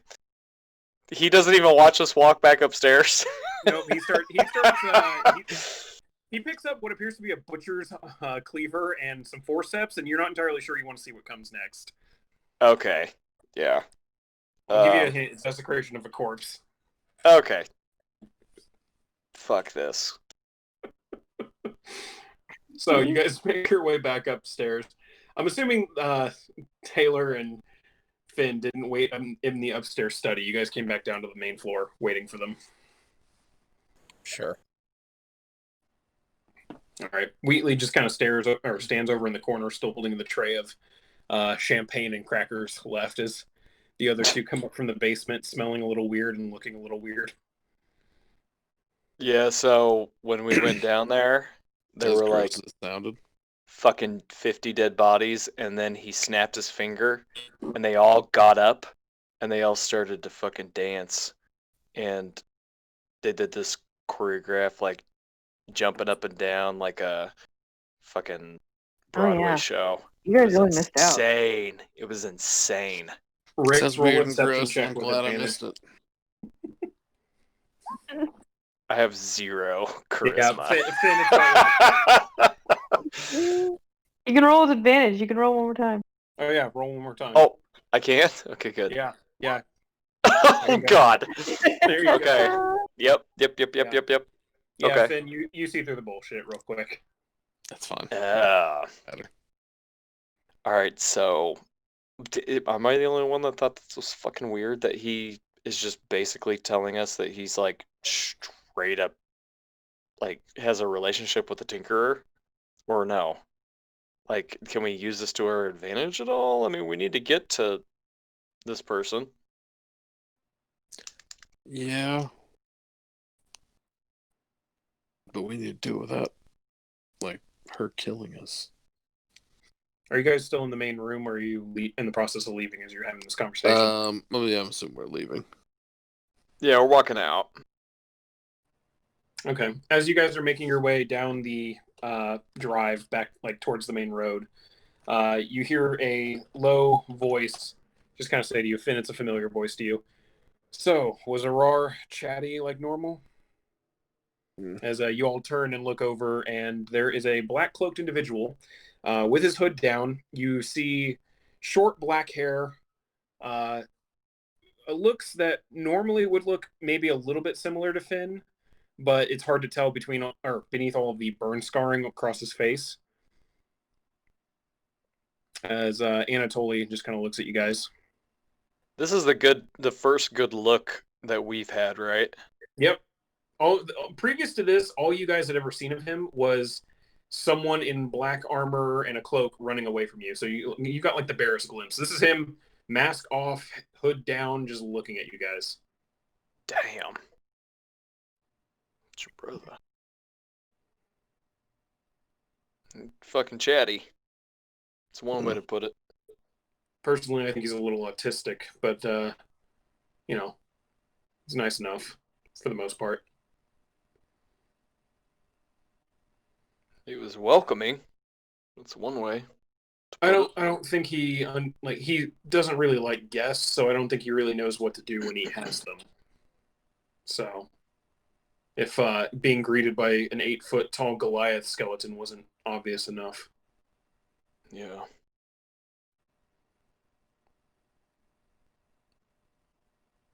So, any new information from him? He says it's probably some kind of cult.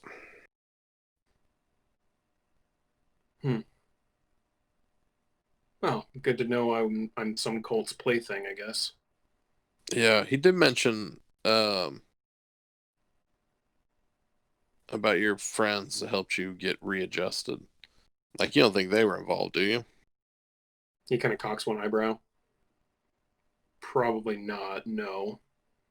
My friends tend to keep to themselves for the most part, unless pushed not to. And you're confident in that. Not to be too abrasive. Fairly confident. Okay. I've met some of the higher ups that my friends report to, and while I don't trust them, I trust my friends not to lie to me at least.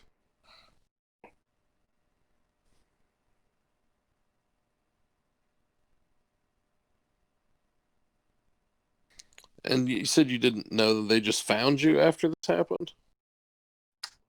Yeah, they found me half crazed out of my mind, starving, shivering in the cold, but alive. In an abandoned building in the East End. Can you show us where in the East End? Do you remember? Why do you want to see? Been hearing some shit about the East End. If you're looking for traces of my resurrection, they're not going to be in the East End. I was revived in Ash Alley.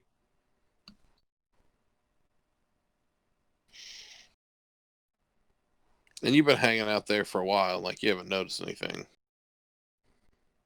No, or anybody. Not that I've seen so far.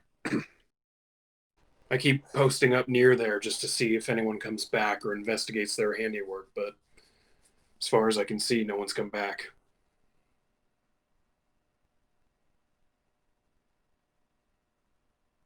Yeah, it's weird they just like happened to find you at the right time.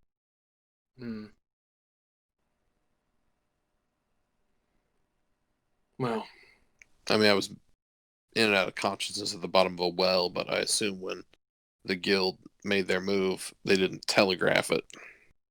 no, it was pretty well hidden. I didn't know until the entire bottom half of the building was already on fire and parts of my room were starting to catch. So whoever resurrected you, I mean, they had no way of knowing you were going to be dead, so they had to just like come upon you. Well, as far as like trying to piece the timeline together, it looks like it was, I don't know, 6 months after I died that I got resurrected. Oh. What? 6 months? Best I can tell. At least that's the first stable enough memory that I have. If I was resurrected prior to that, I don't remember. But my first real memory is waking up in the Ash Alley, covered in soot and ash, 6 months ago, roughly. The only thing about this guy, DM, that looks weird is like his face is fucked up, right? That's all you can really see of like his skin. The entirety of his body is cloaked in black gloves, black armor, black tunic. You see what looks to be like a short sword at his hip and a well, like polished dagger hilt sticking from a hole, like a scabbard on his So we chest. can't tell like preservation. Like No. The only 6 bit of, months bit is of like awful. his physical form that Yeah, you're seeing is yeah. his face, and Okay. it doesn't look the best. Like it looks like Okay. someone set him on fire. So Okay.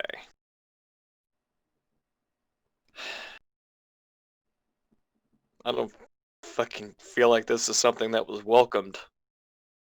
I feel pretty awful for you. I mean, do you feel okay? Do you feel like a human person? Like, do you feel like you did before? well, I feel like I'm a lot more burnt, and I'm a lot. I don't know. I want to say I feel like I'm older now as a result of, I don't know, dying and being brought back. Uh, my movements aren't quite as quick as they used to be, but well, not as strong as they used to be. I'm actually faster, but not as strong as I used to be.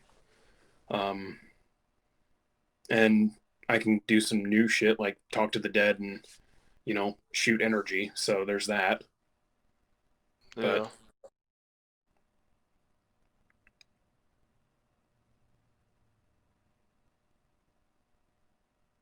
I don't know. Okay. Other than that, that's all I have. I'm still trying to figure this out too. If I'm still human, if I was brought back, or if I'm something new with my old memories, I don't know.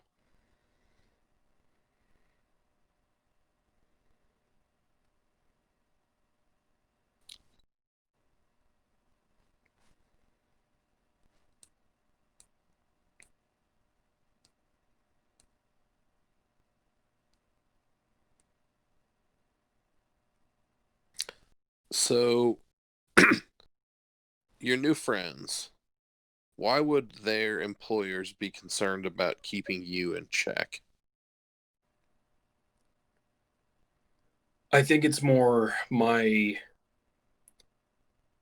I don't want to say influence. My friends have the tendency to side with me emotionally. They care about my well-being. Um, given that they found me when I was at my lowest point and put me back together. If that wasn't obvious enough, uh, I don't exactly get along with my friends' superiors. If that makes sense, they don't seem to like me, and I definitely don't like them. So I think they're more just making sure I don't interfere with their plans in any way, whatever they are. Um, and I know bringing undue attention to my friends would probably interfere with those plans. Attention like, I don't know, the Thieves Guild finding out I'm alive and trying to hunt me down. Yeah. So, is your friend like Narrett the Tinkerer? She just prefers Narret, but Okay. yes. Oh. I'm assuming Arar told you that. Mm-hmm. Autistic little bastard. Yeah.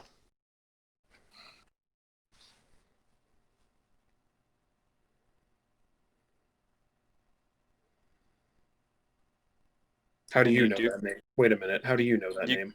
you Well, that's consider what Arar said. you consider her a friend? Well, yeah. She put me back together when I was Hmm. half crazed and out of my mind. Gave me a place to stay, helped me, get some energy back and start piecing my mind together. But you know that name. You knew that name before, Finn. Yeah. I've had past interaction with her social circle. With her colleagues, you mean? Mm-hmm. Positive or Chiefly. negative interactions? Negative-ish. I mean, he didn't kill us, but he did send a couple of his like suited up soldiers to do it. So you've met the boss himself then. Mm-hmm. Lucky you. And he didn't kill you. Well, I mean, not directly. He tried to have his people do it, but No, he's very good at delegating. Apparently, it's a skill that he's very fond of.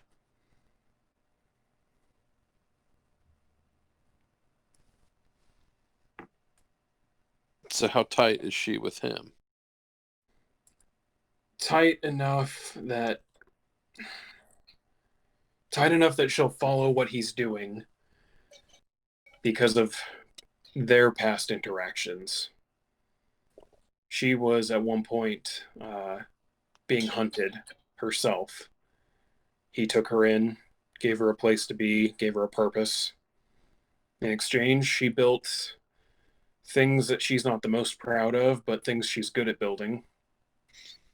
She built that big ass gun over in Cordo. She might have had something to do with it. She built that big ship that floats around that you guys talked about. The Misty her? Step. Was that Mhm. her? Yeah, she had something to do with it. I guess the ship itself was it was a ship prior to her getting her hands on it, but after they all became an organization, she put her talents to work and invented some kind of weird enchanted devices that stick on the outer hull, give the ability to float among the clouds like if they were an ocean. Most of the advanced magical tech that makes its way into either their hands or the hands of the upper echelons of the Empire, you probably came from her.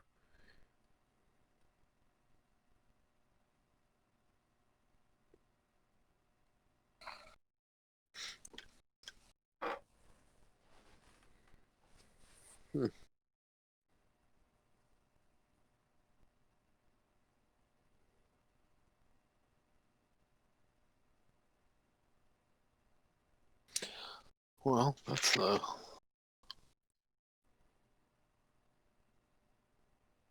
that's interesting.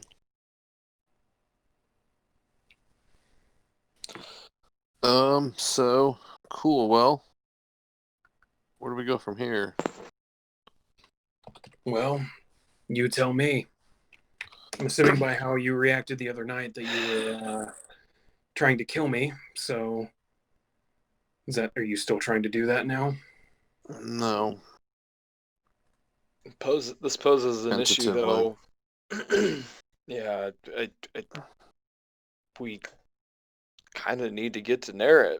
I mean, but Well, you're a I mean, friend of Narret, but that's I not mean, now. I mean, we're not. I don't I think What we're do get you there that. mean by yet. get to Narret?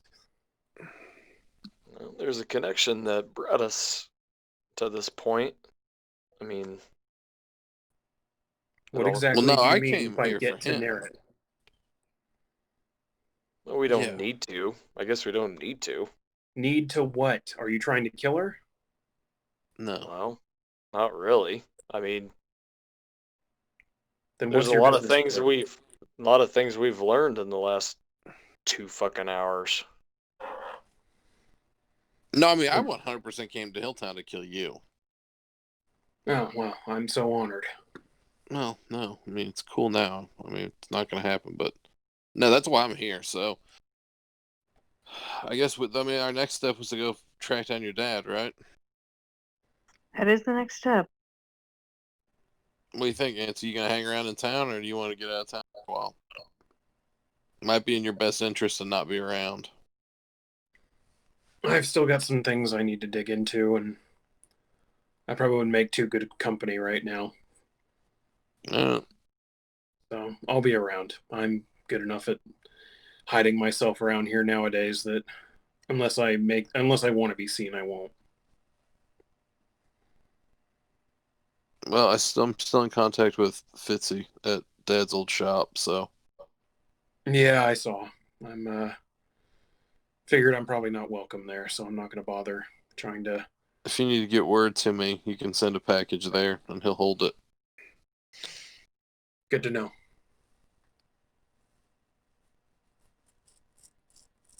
And Finn, for what it's worth, I am sorry. Yeah, well,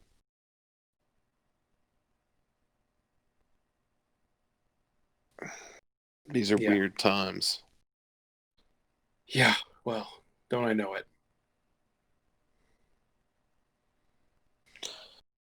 Well, I guess we're Okay. off to the forest. Yep, you have fun with that. I'm gonna go hide. And he just kind of vanishes off in a corner.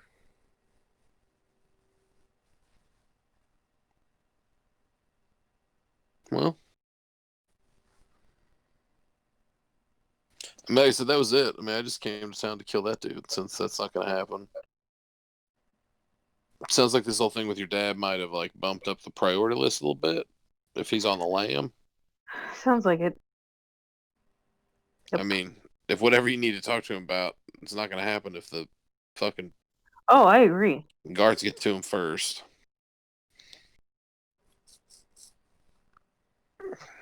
Tyler, you think you can find, or Taylor, you think you can find him?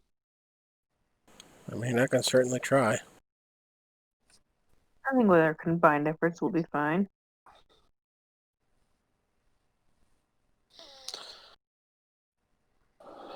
Well, I guess we got to probably go back and wait for Grook to return from her little fucking walkabout. Yeah, also, I was curious if you guys had. I know that what you heard was that he was just in the Redwood Forest, which is fucking huge. I just didn't know if you had any ideas of if there were any other outside locations, but if there's not, then it's going to be a fucking wild goose chase. I Do mean, you- like, do you guys go somewhere as kids, or I mean, I'm Yeah. assuming you can track them down. Do you have family in Oakland, or do you have family in the Verdun Bay? Like, there's got to be connections somewhere. That's a good question, Corey. Do we have any known family? Well, I don't think you had it written that you had any family, so I didn't. Nothing specific. yeah. I mean, you might have like some cousins up in that region. It's kind of hard to tell. To your knowledge, you might have some family. Your family was, because it was a mixed race family, was a little bit of a weird situation up there. So if you have any relatives, it might take some tracking down to find them and figure out if they're even amenable to meeting you or helping you in any way. Yeah, I don't think Toller and Taller? probably. No. Yeah, Didn't work. no, I I forgot got Trevor. it. So I don't think tracking family down would be very worth it. I don't know how the fuck we're gonna find him. I mean, I'm sure you guys had like a hunting lodge you went to. Like, I'm sure you guys did shit like when you I mean, were I have spots together. that he knew about. I went with mom, so Yeah, I don't think, like, just from what I remember from last episodes, Tyler, you didn't really have a very good relationship with him, correct? I mean, You didn't know him very I- well. Like well, Taylor, I know after that he taught you how to shoot the bow and shit. after mom died, it kind of got weird. So I mean, we didn't have bad reputations with our parents. It's just I spent more time with our dad, and she spent more time with our mom. That's all Okay. that really was. But I mean, when we were together, we were a family. We were fairly close knit. So Yeah. Well, we gotta find him. I'd like to.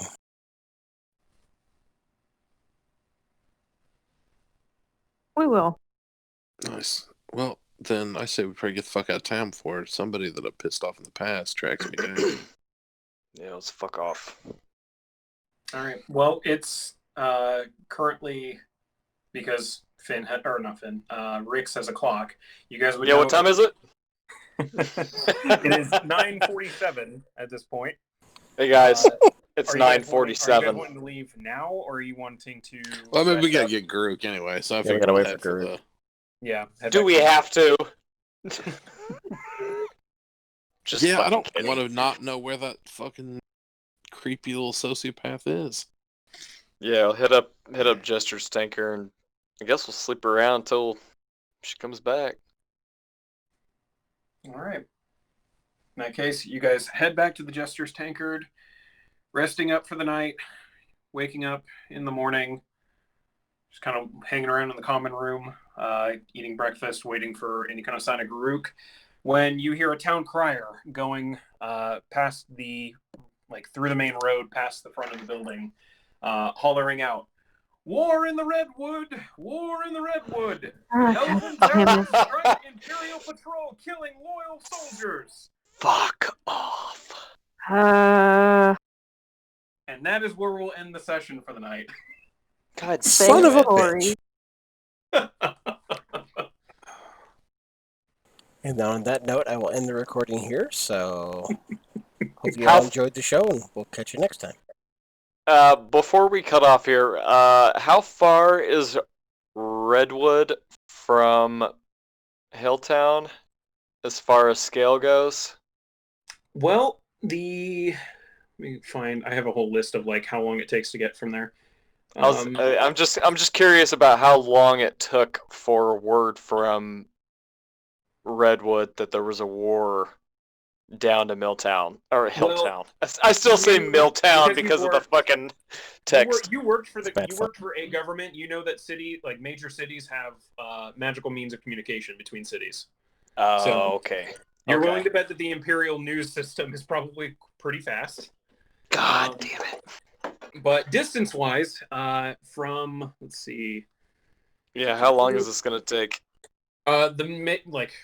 Depending on where you're trying to go, if you're trying to get from Hilltown to Oakland, which is the second biggest city, town, settlement in the Redwood, from Hilltown, it is a 10-day walking trip or 4 days riding. Oh, that's not bad. Yeah, if you take the major Imperial Highway, it's probably longer if you don't, but... Yeah. And then from Oakland to Elvenon, it's another 10 days walking or 3 days riding. What if we went straight from Hilltown to Elvenon? What do we see in between there as far as, terrain? How long would that take? That terrain, it's basically it's kind of scattered between rolling hills, farmland, and scattered forests. They're, from what you know... I mean, you have a little bit of map knowledge, not a bunch. The areas outside of the Redwood tend to be pretty just plain. There might be some scattered villages or stuff like that, but more importantly, there's no official roads or anything like that. So it's not exactly going to be smooth terrain. Okay. We'll figure that out. So, yeah. I mean, if you wanted to head directly to Elvenon, you could do that. But you know that with horses, it would take you a week to get to Elvenon if you take major roads. And you have the chance of getting resupplied, and also, the benefit of it being an Imperial road and therefore pretty well maintained and secure for the most part. Okay. Okay, now I will end the episode here. There we go. All right. All right. After my dramatic ending. Yes. Well, a couple things that we wanted to make sure that we're still in the recording so people could check back if they need to. But that works out. Right on. Thank you for watching, and we'll catch you next time. Back.